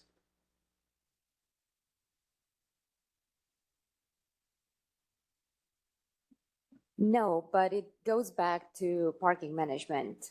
And I'm thinking, and that was our reasoning for proposing a TDM, how to deal with parking for employees. And even like other type of situation can be easily addressed in a TDM. Where do you place that to be secure? How do you transport the employees to the workplace and all of that? Right now, in our discussions with a lot of other municipalities and looking into it, there is a little bit of an overlap between employee parking and visitors parking, because the employees get there first, therefore they take the spots that are in front of the business, they are closer to the door, so therefore it affects a little bit the availability for visitors parking. All of it is just management, and this is our attempt to say, let's do a TDM, we will sit down with each business and we will look at the way you operate, and we can offer suggestions and solutions. The code right now, and I want to be very clear, this is not a matter of ratios, this is a matter of management. The code right now does not address that. So this is a good opportunity to address it, and I would suggest to address it via the TDM, not via ratios. If I could add something to, I think I actually forgot in the moment. So thank you. I think that's all I have for now. Thank you. Thanks, Mr. Rubin. I would like to ask a couple of quick questions that we can go to second round. In sections 4.311, 312, 313, and 314, those are devoted to parking reductions. I don't quite understand if we've eliminated parking minimums, what the function of those sections are. PDs and conservation districts. So those would still apply to many of the PDs where, just a handful of land uses will have a ratio applied to them, but then all other parking standards are sourced out to Chapter 51. I also just want to add to that. I hear Commissioner Reeves, not Commissioner, Member Reeves, Committee Member Reeves, in his comments and frustration, thinking that we didn't think about exceptions, and we have. That's another reason why we have reductions. Like in the event, if the recommendation that moves forward is to retain some for certain uses, then those certain uses could avail themselves of the proposed changes to the reductions, which a lot of them are based in the Board of Adjustments. The Board of Adjustment can further reduce parking. And so, in the event that there are some, it's not a complete elimination, that we still have a remnants of some minimum parking requirements, then we do have other avenues to reduce parking if needed or desired or requested. Okay, great. And then 4.324, help me understand what special parking is. That one escaped me. I don't know what special parking is. Special parking is just our term for remote parking agreements for when property owners and uses share parking, but it's basically a parking agreement. So we can go to second round. Oh yeah, Mr. Carden, excuse me.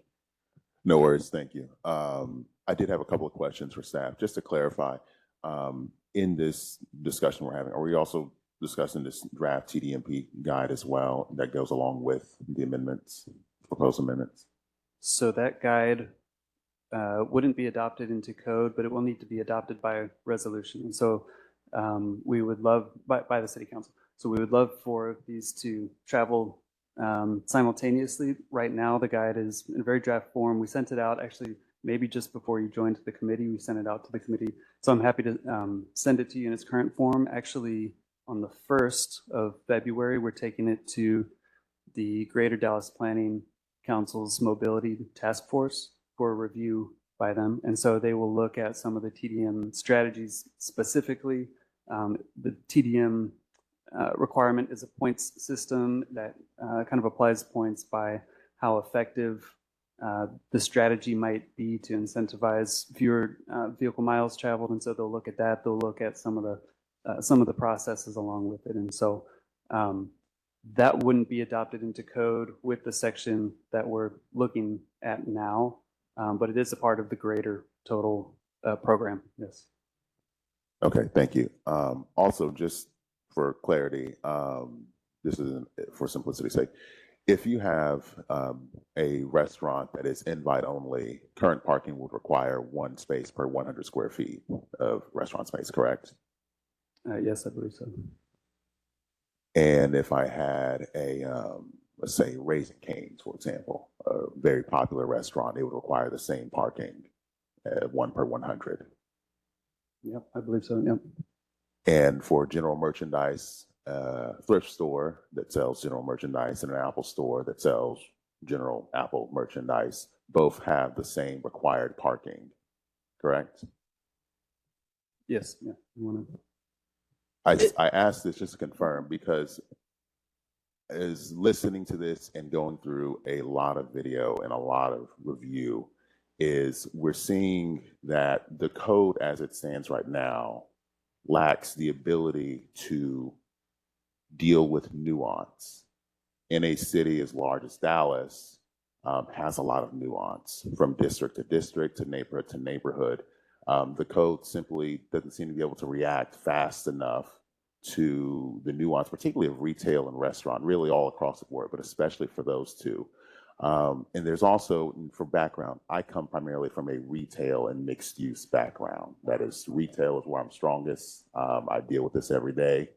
I've spent actually about an hour last night going through various restrictions retailers have requiring parking requirements, regardless of city code. One of the things I think we're not considering, if one single restaurant or one single area has reduced parking minimums, would staff believe that would give that area a specific advantage in terms of being able to add more restaurants?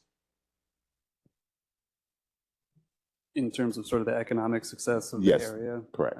I don't see why not. I wouldn't want to give a comprehensive word, but yes. But if that advantage is given to all restaurants and all retail, that advantage and the need to concentrate into such a small area would be possibly reduced. And my professional experience indicates that is what appears, what I believe is likely to happen. I've noticed we had some comments from the community and others about, particularly for some of our close-in neighborhoods, and also for some of our kind of further out neighborhoods. For most of Dallas, I've looked through extensively through the maps here. Most of Dallas doesn't have, most of its residential neighborhoods simply aren't in walking range of any commercial use to begin with. And walking range typically being 1/8 to 1/4 of a mile is about how far people are willing to walk, to their commercial use. And so for large sections of Dallas, because of the broken up street structure, and even if something is physically adjacent as the crow flies, the pedestrian doesn't fly and the car doesn't fly. So they go a very convoluted or circuitous route to actually approach the retail. That's one thing I've noticed here. And then for these close-in neighborhoods, it appears, I think there's a concern about restaurants and retail, if these parking minimums are removed, that a single restaurant in Blue Goose, for example, would immediately open a patio. But the calculus is no longer that Blue Goose or one particular restaurant has the ability to expand its patio. It must now account for every building and every restaurant has that ability. And there's still only a finite amount of space, parking space, street space, or otherwise, that is within a walking range of that location. And so counterintuitively, my indications actually would say that you won't see nearly as much construction or nearly as much expansion as you would expect, because everyone can do it. And because everyone can do it, no one wants to take the gamble of saying, well, I've overbuilt and I have 10,000 square feet of restaurant, and regardless of parking requirements, I physically can't bring in enough customers. There simply isn't enough, Uber capacity or transit capacity or customers within walking range to support that much restaurant. And so the market would adjust. And then actually, I would expect that restaurant rental rates and restaurant costs will go down because the options to them will have increased substantially. And that would enable, actually, I believe that's probably going to enable a more distributed proliferation of restaurants. And this also applies to our outer range districts in particular, when restaurants in the city is competing against its neighbors, Addison, Duncanville, and so on. The difference to many retail developers can very well be, and I've seen this play out in Duncanville, is which has some more relaxed parking requirements. And thus, which entity, with Duncanville or Dallas in this case, will capture that sales tax revenue and those jobs. So these are just, considerations I think, were relevant to a lot of the conversation that I've heard so far today. Thank you. Thank you. We can do second round of questions. Let's focus on questions, and then we'll have discussion prior to a motion. So any additional questions? Mr. Berger. Thank you, Mr. Chair. I have one question and one clarification comment. The question is about Delta credits. I was under the impression that Delta credits only existed within PDs, or are they defined in 52A as well? They're defined in our development code on how to calculate them in the instances where they go away, which is basically just a formula of they're calculated as the number of required parking spaces for the existing use, not whatever dream someone has, but for the Okay. existing use minus the provided is the Delta credits. Okay, all right. So that clears that. I do have one important point of clarification. Somebody from the public quoted Todd Littman. Todd Littman is an expert in transportation and writes quite a bit about specifically the connection between parking minimums and inequity. And someone in the public, and this has to be clarified, said that Todd Littman says that eliminating parking minimums would disproportionately hurt minorities, lower income, and even he threw in, and I can't quote it exactly, something about it has a racially disadvantaged effect on certain groups. The fact is, Todd Littman says exactly the opposite. Todd Littman's comments, and he writes about this quite a bit, is that parking minimums disproportionately hurt lower income communities, and just it's an important point because in terms of equity and racial equity, this has to be really, really clear. And I think Mr. Narvaez might have something to say because I know that you're very familiar with his work as well. Thank you, sir, because I've been told his name has been brought up and with different angles and different perspectives. I want to clarify, I work with Todd. We're chairs of a parking standing committee for the Institute of Transportation Engineers. We recently had a meeting. I'm pretty sure that he would love to speak as we move forward on this subject. He's all about being respectful of communities and certainly understands there's a process to get to the elimination of parking requirements. But he'd be the first one to advocate for this work that staff is proposing. Can't speak for him, but working with him, I can relay that information. Thank you, sir, and please let him know that we're clarifying the misquote that was made of him. That was it. Thank you, Mr. Chair. Thank you. Ms. Blairhead. I want to ask a question that when it comes to mixed use and pay for parking, does our mixed use requirements does it say that you cannot require a resident to pay for their parking spot when they have parking reductions? When they have parking reductions, I'm not sure. What we say is that I think cannot charge what is it, hourly and daily, but they can charge by month, by annual lease if it's by contract. Were you aware that when in the city of Los Angeles, that when you're looking at mixed use or you're looking at affordable housing, that the parking can be so unaffordable that it changes the dynamics of the affordability of the unit that you have if you have a car? I assume that that's probably true about many multifamily and many or all cities. I would call that probably a failure of affordable housing. And I would, I don't know, consult the people who developed that and ask if they knew they were doing that.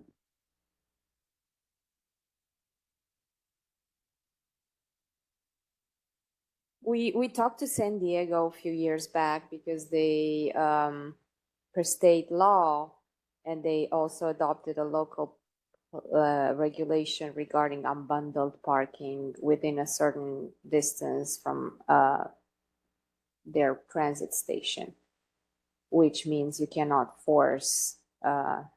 forcefully pass the cost of a parking spot onto the renter. So you need to have them shown, this is your rent for the unit you live in, and this is the rent for your parking spot.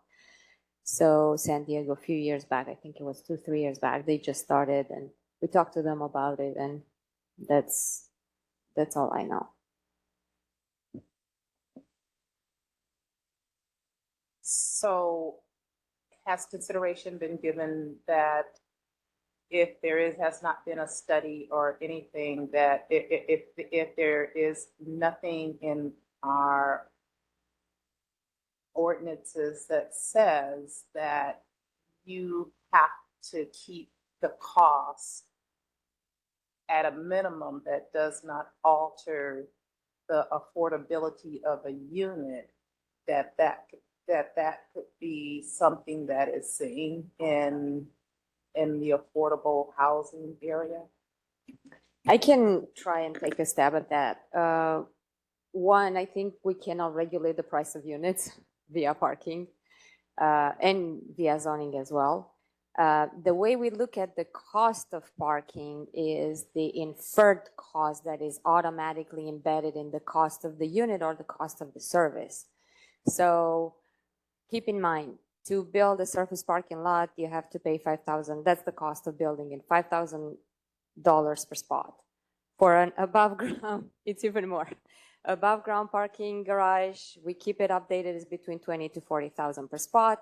Underground is way above 60,000. That cost automatically by a developer is translated into the price of the unit or the services. That's again, it's inferred, it's embedded in the cost of the unit, and we need to be, from an equity point of view, we need to be mindful of how much we're raising the cost with requirements that are not tied to the real world. That's why, again, it's a good case to say, and that's what we used for the mixed income housing bonus. But I would be very cautious to explore or even discuss more about capping the price of units when it comes to parking and zoning, because I don't see a land use rationale in it. I'm going to change the topic of my questions to DART coverage. We heard speakers talk about how they only use public transportation in order to get from point A to point B. I don't see and can you help me see in your presentation or in your recommendation where there has been consideration given to areas that have no DART or have none or very little DART coverage that is still trying to be urbanized and walkable, but you don't have services to get from point A to point B? Sure, I think I'll take a crack at that. The main thing is, and actually this was going to be my point to Commissioner Rubin earlier, is that parking spaces won't disappear in the next 5 years, 10 years, anywhere that doesn't have transit. If there's a new development, they're going to be providing parking for those of us who live in single family areas. We're driving from our home to our favorite destinations. This is going to be a change with impacts over the next generation or 2 generations. Over that time, and I can't speak for DART, but looking at their plans, they are consistently expanding and also bringing, excuse me, I forgot my second point, but they're expanding, they're increasing frequencies. Again, can't speak for them, but our recommendation with this parking proposal will really not change the daily life for those of us who are out in broad single-family areas, in unwalkable areas.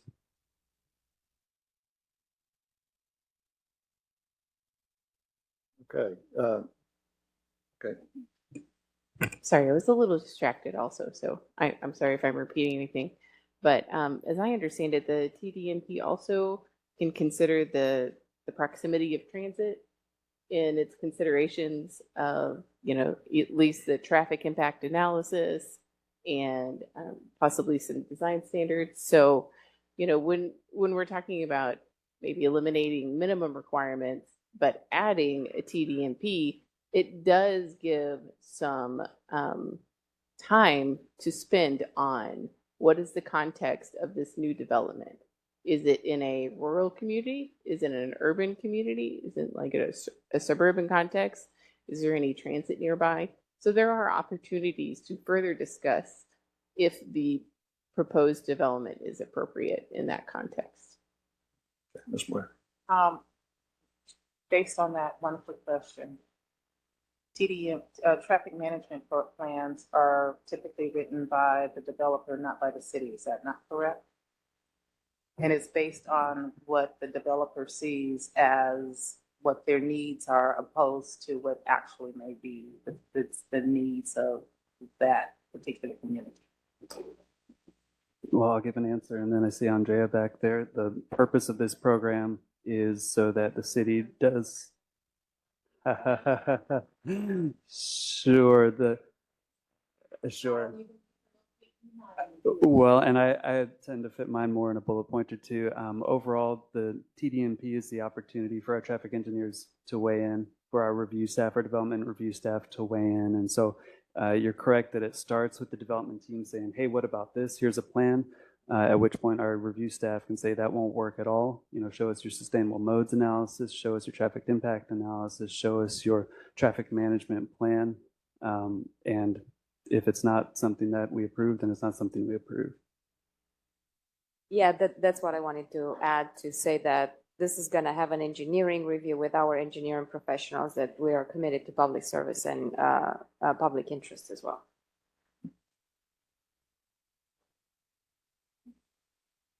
Okay.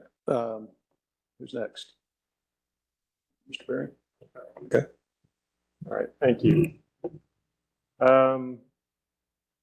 I was here all the way back in, when did we start this? 2019, 2020? And I recall there was a meeting where we had a DART VP here that talked about the acres of park and rides that go unparked, unused. And I recall some discussion or calculation about the number of homes that could be put on that land if put to use. I think to Mr. Reeves' point, that would not be possible without a zoning change. But if we were to remove minimums, it would be possible with the zoning change, whereas even now, with the zoning change, I'm doing it for you. So I guess my question is how, I didn't see it in the document, how are DART's requirements currently calculated? Like, are they required per, I don't even know how that would work, but like for a park and ride, how many? Oh, they are like all over the place. It depends. Is it a bus terminal? Is it a bus station? They are like per number of passengers that are in the waiting area. Is like, I think there are like 3 or 4 type of uses that DART can use, and all of them are related to the number of passengers that are supposed to actually use DART. It doesn't make sense. Okay, yeah, so it seems pseudoscience at best is what I'm hearing. So 4 years later, that really stood out to me, the opportunity that is, again, the flexibility of land use. I think, you know, to Ms. Blair's point, what I hear is, if eventually we want areas that are currently not accessible by DART, we need to free up the land use to be used for something else. And that's not just a statement on parking. I mean, that's, I think, simplifying the zoning code, which I think is a big initiative across the board. So, yeah, that was my main question, was how are DART requirements calculated for their parking and their park and rides. The other point I would just make is I think I'm trying to maintain a very global perspective here. I mean, we all have our private interests, our homes, things like that. We all hear the statistics of how many homes we flat in the city. I think as it's regarding cost, to have a city in which you're darn near required to own a vehicle to participate, to get to your job, is a high barrier of entry to live in Dallas. Owning a car roughly costs about $12,000 a year. This is from AAA. The average income in DFW as a whole is 64,000. So that's about a 19% of your income is going to maintaining a car. And then, of course, you know, poverty is a higher percentage, right? If you make less than that, you're 25 to 30% of your income. So I just, you know, it's not, anyone who thinks it's equitable to have a car that's, or the city that's only accessible by car, I'm echoing somebody else's comment from earlier, but it just seems the most inequitable thing we could do, which is what, more or less what we have. So thank you. Speaking of being fair and equitable, we've been running for about 2 hours. I think we're going to take a break for a few minutes and reconvene at 11:20. So thank you. It's 11:11 right now. Thank you.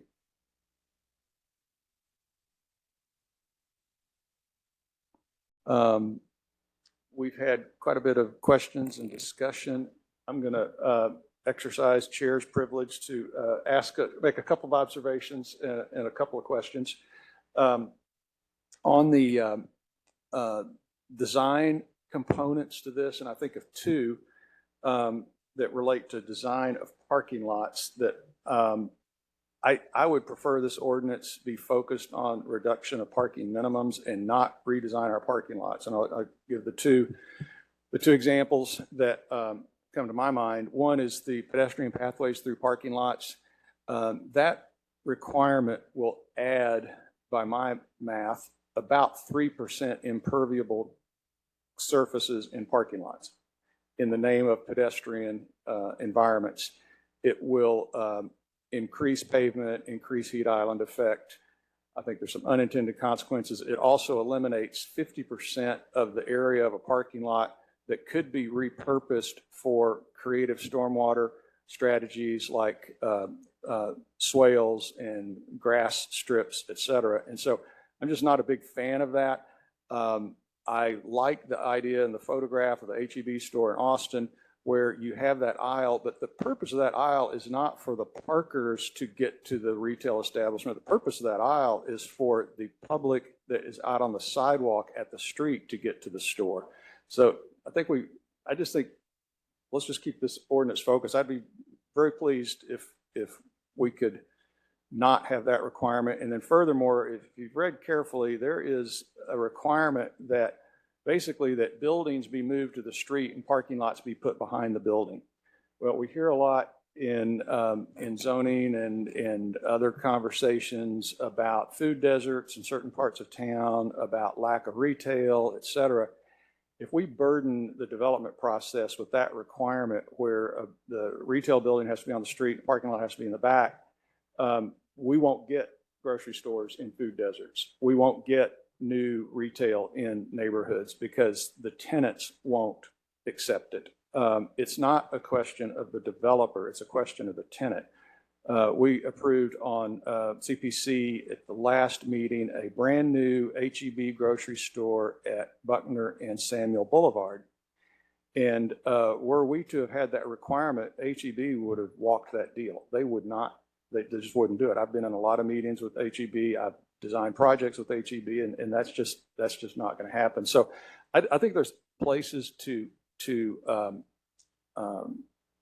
encourage better development patterns in retail and in parking lots. I'm just not sure this ordinance is the place to do that. I think of PD 714, I believe it is, that's on Fort Worth Avenue. It's having some really nice impact on how the relationship of buildings to the street. Nevertheless, we got to the Sprouts case at, I believe it's Westmoreland and Fort Worth Avenue, and that case circled Plan Commission for almost a year, and we ultimately had to cave to a parking lot in the front with not much creativity to that, and we were even criticized by the local newspaper for holding that one up. So this is where I just think, you know, my experience with working with developers and as an architect, that we could do without those in this ordinance. I've got reservations about personal reservations about eliminating requirements for off-street parking for single family and for duplex. I think I understand the point that it gives the developer flexibility and it gives the tenant or the resident the flexibility, like I'd rather have square footage than a parking space, but you do that by deciding you're going to park in front of your neighbor's house indefinitely, permanently. And so you're making a decision that's affecting your neighbors that I'm not sure is quite fair. And furthermore, it reduces a safety factor. If there is overflow parking in your neighborhood from some other use, then it just makes it that much worse for that resident. So should this ordinance pass today, I think some robust debate needs to occur on all of the items I mentioned. So I'm gonna rest my comments, see if we have any more questions or comments, but I think I do look forward to a motion today. So thank you. Mr. Beering. Yeah, I'm going to agree with you on the parts about the parking and building orientation that's in 43013D. I just don't think it's practical to have forbid parking between the front setback and the facade of a building. It just uses up a lot of land on the sides of the building, which are quite the premium, and then more time spent on circulation and more pavement overall, quite possibly. And it just doesn't work for where we are. We'll transition that, and there's plenty of tools we have about shop front overlays and through the zoning and land use tools to accomplish these kinds of aesthetic and aspirational urban goals, but I don't think through the parking policy today is where we need to do that. I also have concerns about the pedestrian pathways. There are ways, I guess we could get, there just seems complicated a lot to work with. I think the system we have works okay for what we've done, and that the parking, simply eliminating the parking requirements is going to get us most of the way of those goals we're seeking. I did have one question about that and the drainage question item you had in there. It's not supposed to drain across the sidewalk or public sidewalk or the pedestrian pathway. Is that envisioned as like an engineering, like certain gallons per hour? Because always some water is going to come just from rain, right? But how much, like what are the standards we're imagining here for the water flowing across public sidewalks and pedestrian pathways? Sure. Well, you've probably noticed there aren't detailed standards included in the proposal. The purpose was just so that it's not intentionally dumped across sidewalks. So when it rains, when trickles of water move here and there, we're not setting up measurement devices to keep water. We're not putting up umbrellas to keep water off of the sidewalks. But we do have developments come in every now and again where the developer will intend for the water to drain from the parking area across the pedestrian way, whether it's sidewalk or a connection to a pedestrian path. And our staff are already engaged in saying, we don't want you to do that. Let's figure out a better way. And so this, again, is just another case where we're codifying what staff are already doing. Okay. And if you could speak briefly to the coordination between planning here and the transportation department on the curb management policy. A lot of the comments we got from both the public and some questions from people here on the commission have revolved around, okay, if the off-street parking rules are removed, what is going to be the means by which the city manages spillover and overflow parking in residential areas or other areas as well? I'll start with a statement. I think Andrea may have more. So we did request someone from Department of Transportation to be here, and they weren't able to. They just updated us as far as scheduling. Anticipated timeline is a city council briefing for the on-street policy plan, and then city council vote for adoption on March 27th. As far as details, we would just want to direct you to Department of Transportation staff. Okay, so following those briefings, it sounded like that we have tools available to us, some of which we see in place now, like resident parking only. I think a staff presentations from 2019 to 2021 phase had some reference 311 complaints related to parking around the lower Greenville areas that were under RPOs, resident parking only areas, and they were very minimal. So that we're talking about no parking zones, resident parking, paid parking. Are those two of the tools that you're imagining to use to manage spillover parking? Sure, sure. And we can at least highlight one other one is parking management areas. And recently, apparently the details of that have been thrown into some ambiguity. I think Department of Transportation staff had proposed maybe parking benefit districts, or they were going to change the name, they were going to change the details. Recently, there's a new proposal for changing the back. So the idea there, though, is managing it for a district, whether it's a commercial district, a mixed-use district, a residential district.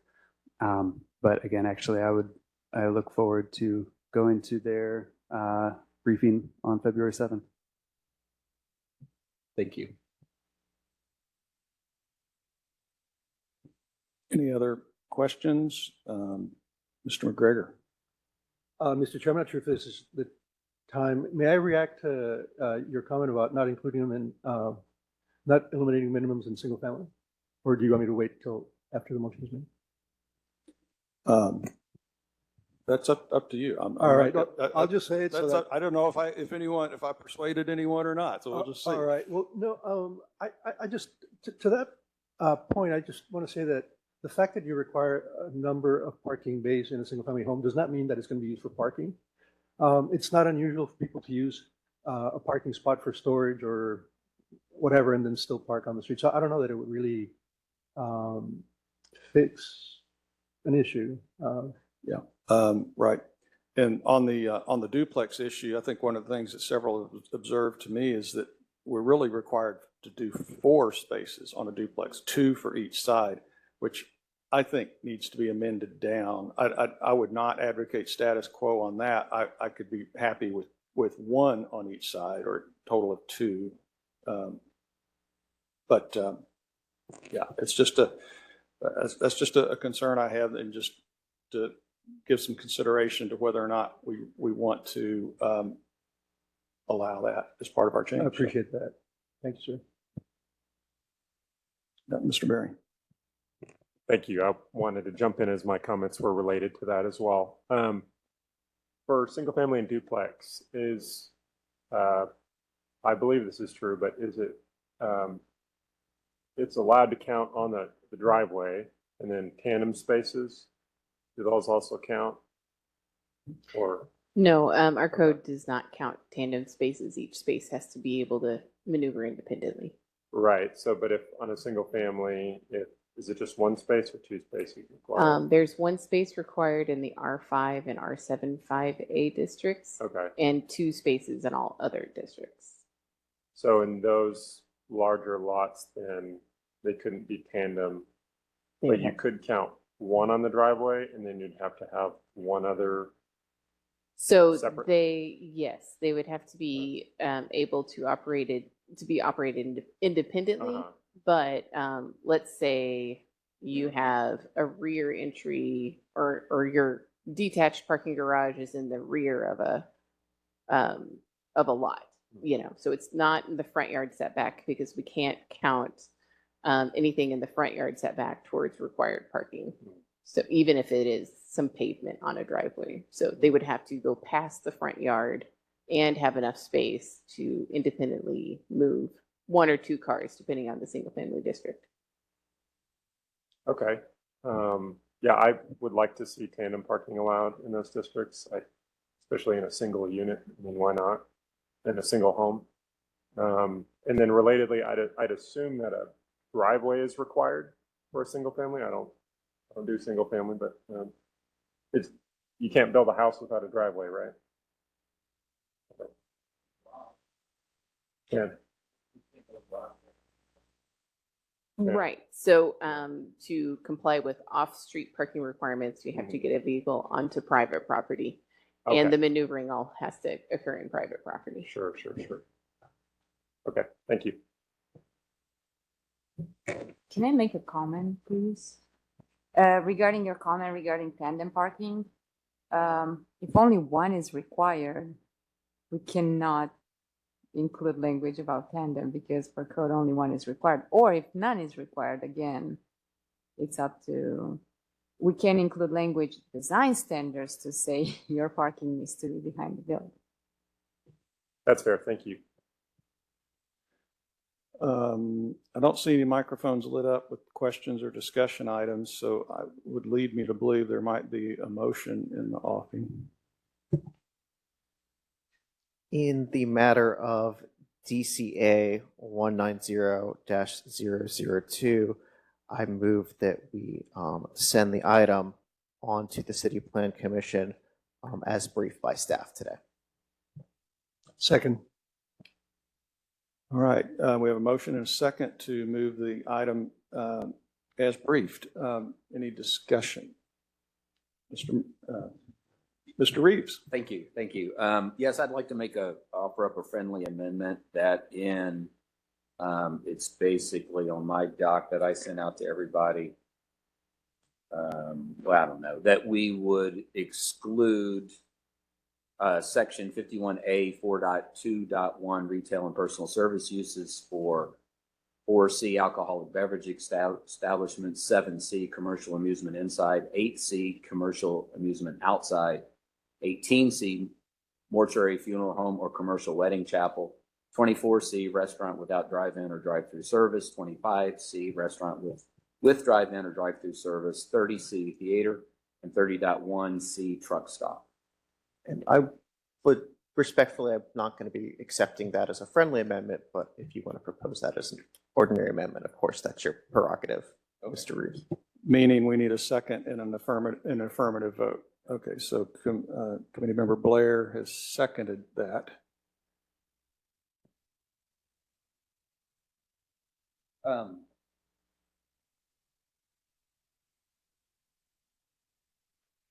It's kind of a balloon. Mr. Chair, clarification, the seconding by Commissioner Blair is seconding his rejection of the friendly amendment? No, it's a second of Mr. Reeves' amendment. Okay, got it. All right, well, if there's no discussion, I think we just take a vote on, but we do have discussion on the amendment. Sure. I could not support that amendment. I also could not support any of the options that have been discussed, which relate to doing this in a progressive or step way, because these amendments and those ideas are fairly arbitrary. When I listen to architects like Mr. Bering or Mr. Carden as well, who has experience in developing, when I listen to developers, there was an article published by KERA yesterday. A couple of big developers said that they way over park. Lucilo Peña from Buildings and Development, whom I know, said that they did a study, parking study, and they know that they overpark, or that 30 or 40% of their parking space is empty. And then this morning he sent me a text saying that was before COVID. During COVID, 60 to 70% of the parking is empty. Mr. Wade Johns talked about, he's with Alamo Manhattan. I know him as well from my days at CPC. In that same interview, in that article, he talks about a Marriott hotel in Uptown that his company developed, that it's intended for travelers who do not need a car. He said somebody that flies into Dallas Love Field, say coming into Dallas to see a game, they could rideshare to that hotel in 7 minutes and they won't need a car the rest of the time. As a result of the code, they've had to, they have 60 to 70% of the parking in that hotel that's always empty. So what I'm trying to say here is that the amendment proposed is just, I don't see the logic to it. I really am focused on listening to the people that are on the ground developing and seeing the costs, as well as urban planners, all of whom uniformly agree that eliminating minimums is an imperative. Thank you. Thank you. Other comments, Mr. Bering? Oh, sorry. Barrett, sorry. Okay. Sorry, Mr. Barrett. That's all right. Though I do understand where the amendment is coming from, I also will not be supporting it because using parking policy, off-street parking policy as a pretext to achieve other nuisance control goals is not the right approach. We have other tools that we need to use and we should use, whether that's better enforcement, late night overlays, rezoning properties. Using the land use tools and nuisance enforcement is the right way to address nuisances directly, rather than using an off-street parking policy as a pretext to achieve those same goals. Okay. I never had a chance to, after my second, to say anything. So growing up a Southern Baptist, I'll rip on Baptists, is that as I learned that everybody interprets the Bible differently and they choose to believe what they want and exclude other things that they don't believe in. And in this, we've used Littman as the Bible. And Littman says, as Mr. Northwood points out, once the components of a parking management plan are selected, the next step is the development and implementation plan. This may include various phases and contingency-based options. For example, some strategies will be implemented the first year, others within 3 years, and so on. We've chosen to throw that out the window here. So we've chosen to believe the Bible, quote the Bible, but yet we've chosen to ignore this passage of the Bible there. So I'm not, I have talked my neighbors out of resident-only parking on my street. The people have parked on my street since day one. I don't mind them parking on my street. Matter of fact, it's really good because the bartenders and the wait staff now park on my street. And that's awesome because they're there, they go up the street, and then they leave. It's not this constant circulation. So my point is, since we cannot put anything on that commercial services area, we're just going to put more retail. If we put more retail, bar, restaurant, outdoor, indoor amusement, it's going to create more traffic because everybody can't walk there. So to me, this is a very logical first step that a passage of the Bible that I'm reading says we should do, or something like that. And I think this group is ignoring that. And that's fine. That's fine. So thank you, sir. Mr. Carden, look like you have a question or a comment? Yes, I did have a comment.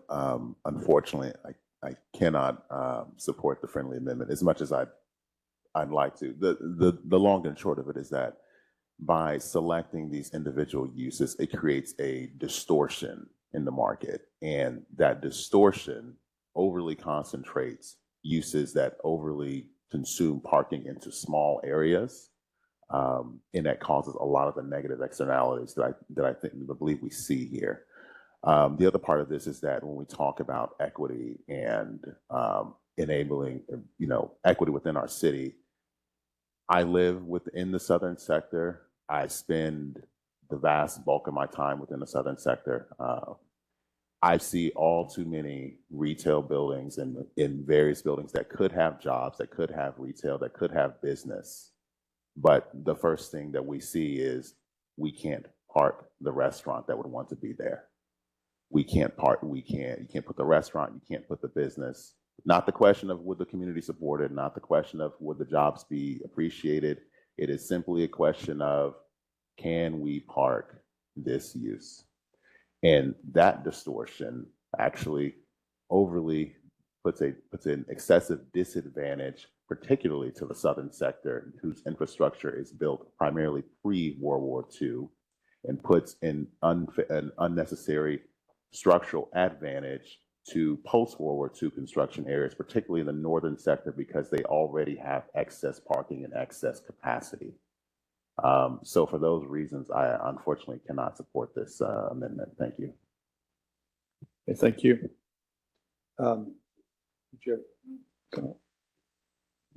Of course, I second it. I am supporting it.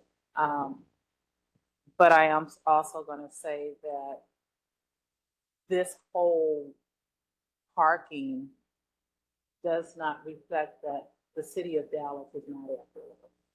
It does not reflect that from an infrastructure paradigm to a transportation paradigm, the city is just not equitable. I still have a major section of my district, a bus can't even run down the street. We just got a test fix, but it's still inequitable. The streets are inequitable as far as being able to accommodate, and DART is inequitable because there is nowhere except for one DART line and over 50 square miles that is serviced in my district, and it only goes downtown. You cannot come to my section of, you cannot come to my district and go east and west. DART does not service that. If you start on Camp Wisdom, which is my Simpson Stewart Camp Wisdom, once you start at 45 at Paul Quinn College, you can't get to UNTD because DART doesn't service it. If you want to go to the only retail that serves the majority of the southern sector as well as the municipalities that are surrounding it, and you don't have a car, you got to go. It takes you 2 hours to drive 10 minutes because you got to go downtown, get off the bus, catch another bus, and go back south in order to go a 10-minute drive east or west. So when you're talking about parking reforms, and you're saying that you want to eliminate the minimums, you're talking about being inequitable because the city of Dallas does not apply equity as far as how it serviced the whole entire city, period.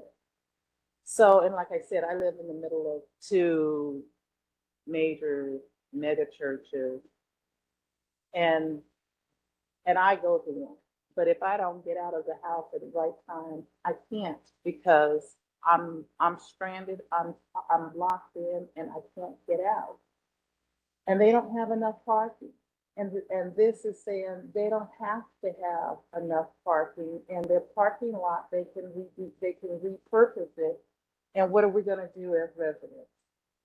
They're going to double park. We already can't get a fire truck, and I have the fire station 40 right around the corner. They can't go down my street. My street has a bend in it, and we're talking about, yeah, that's a good way to get rid of a car. But if you get rid of a car, I'm ADA. I am the poster child of being an ADA person. I can't, in order for me to get to a bus, I have to walk a 30-minute walk just to get to a bus. I can't do it. So if I don't have a car, not only am I relegated to my house, I'm the proposal that's before us doesn't take in consideration of equity. It doesn't take into consideration of what really a true ADA person looks like. Until I had my knees replaced, I didn't know what an ADA need was. If I can't get in the car, I can't go. And I can't go on Uber because the cars are too small and I can't get in the back seat. So I still have to get me a black car in order to ride because I can't bend my knees. So everything that you guys are saying is normal is not normal. It's normal if you live up north. It's normal if you have the services. And it doesn't take into consideration what people who look like me have to deal with. I'm supporting that because, and when it gets to CPC, I know you guys are going to pass it, but when we get to CPC, I hope the commissioners at CPC have a real true mind to really look at what you guys are sending because it's not fair. Thank you. Okay, let's vote on the amended motion, Mr. Reeves' motion to exempt certain uses. So I guess we'll take a voice vote and then we'll see if we need to take a recorded vote after that. But all in favor of the, you have a question, Mr. McGregor? No. Okay, all in favor of the amended motion, say aye. Is that, okay, that's two, I believe. Okay. Those opposed, aye, or nay? Nay. Nay. I think that's pretty clear. We had 2 in favor and that would be 6 nays. So we're back to the original motion made by Mr. Rubin. Any other comments or amendments need to be considered here? Are you going to comment?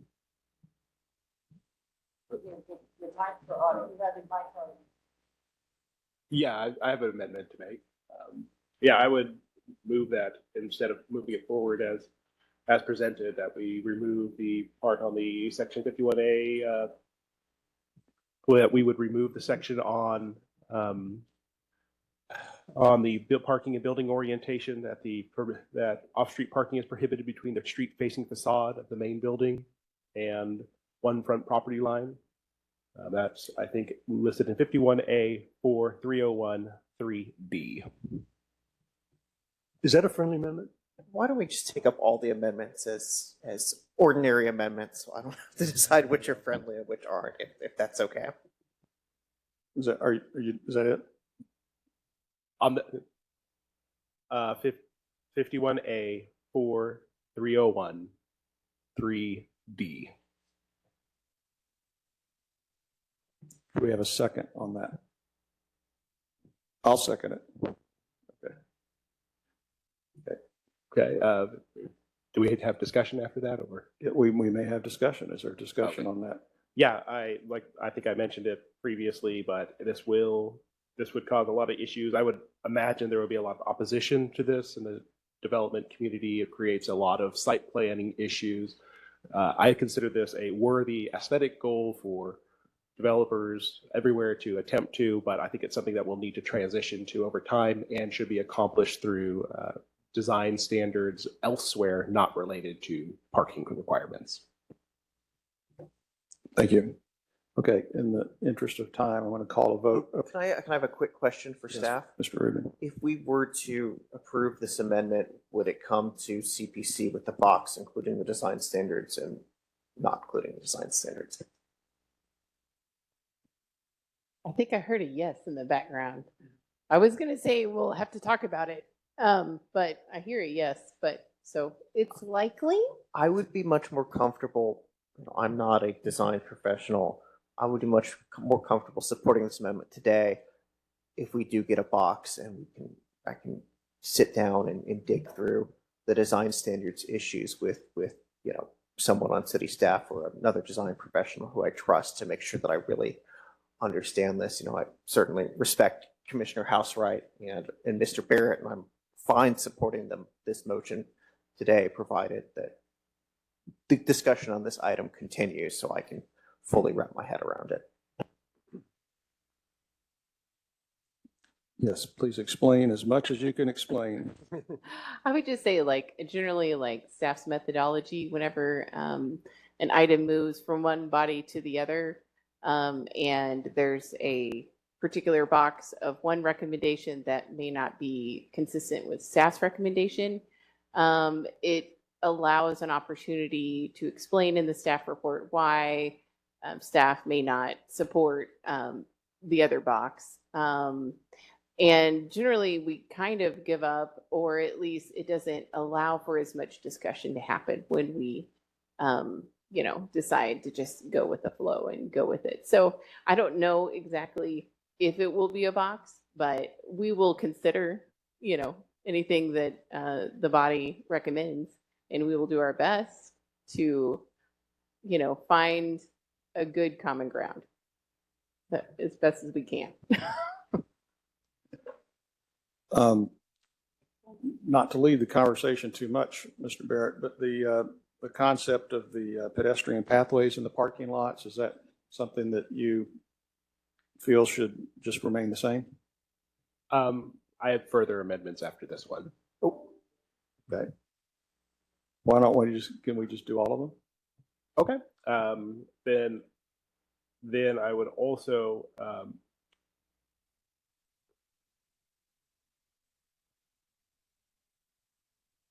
4.301 3D.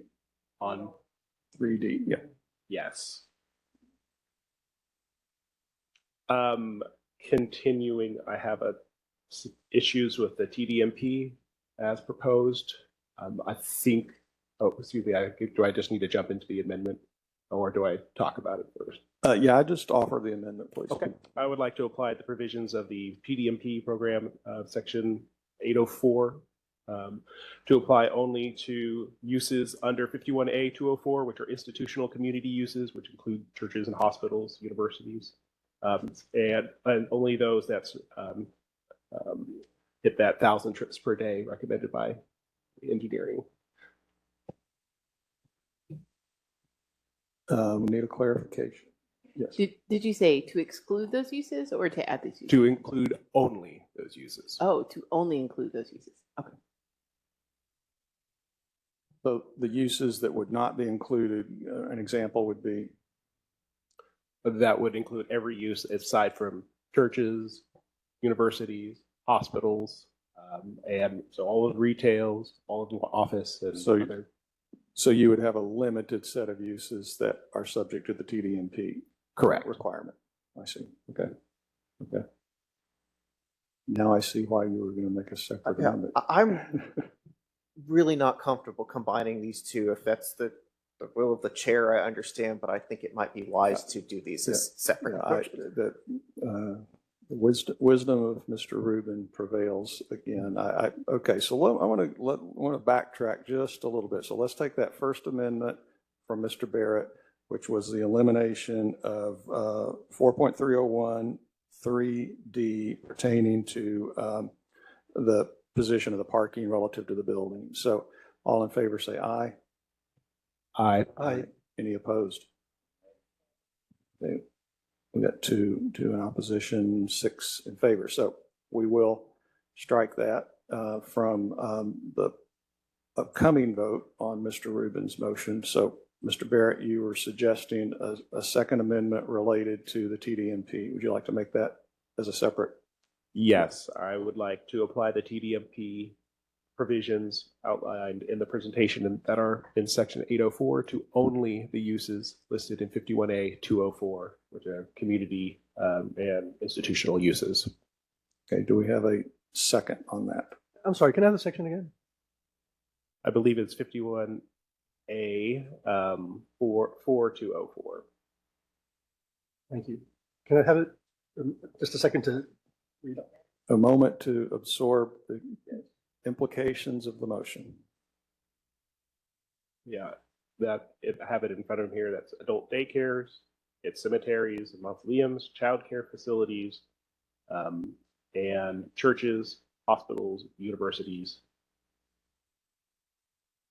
and community service centers.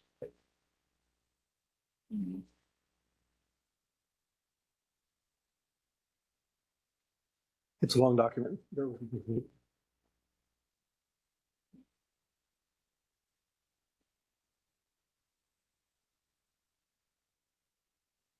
What page is it on in the report?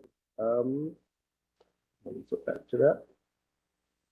Looking at the code section there, it's section 4800 is the. Oh, no, I mean in the document provided by staff with the markups. You know what page it's on? Yes, I'm looking at the web version. One moment. I'm sorry, page 5? Is that what? 21. All right. Well, I was pretty far.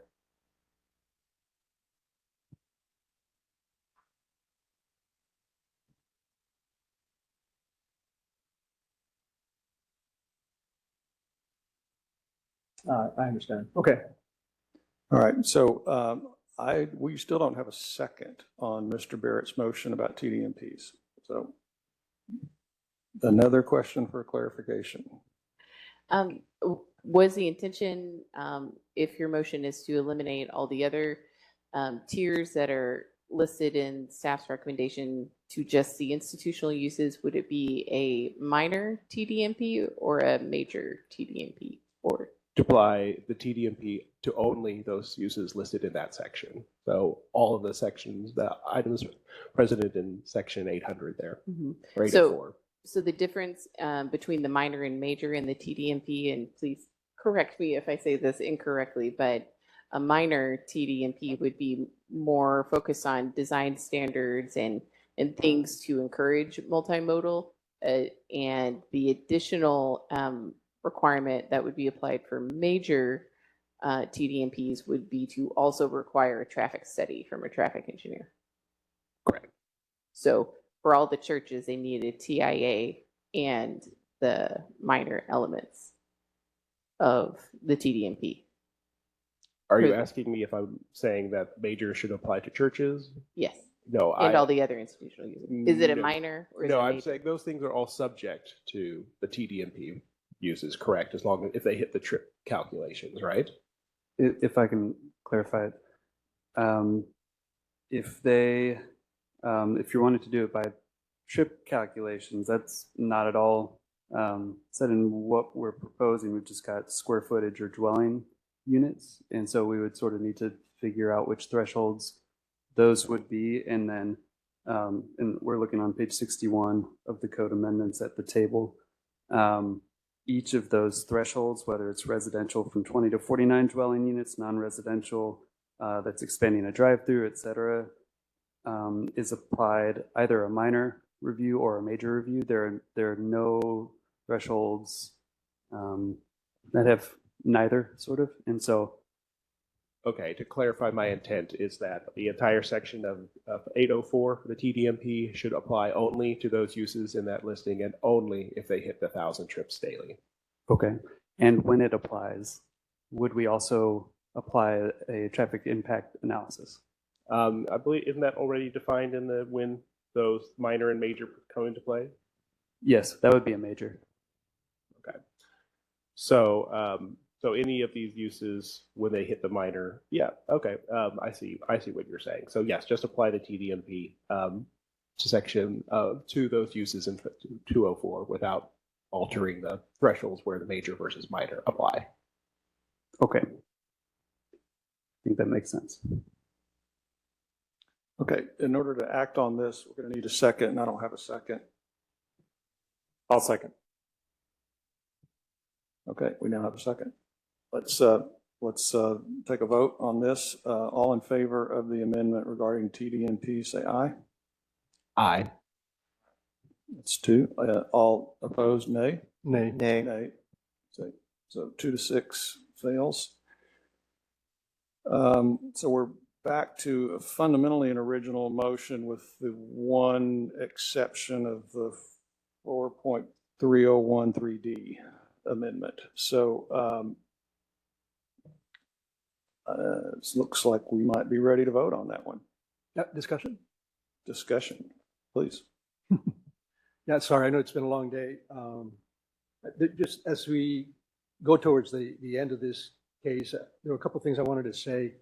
All along, the biggest challenge of implementing parking reform has been the misconception that's out there that I would summarize as people hear eliminating minimums and they think you're eliminating parking.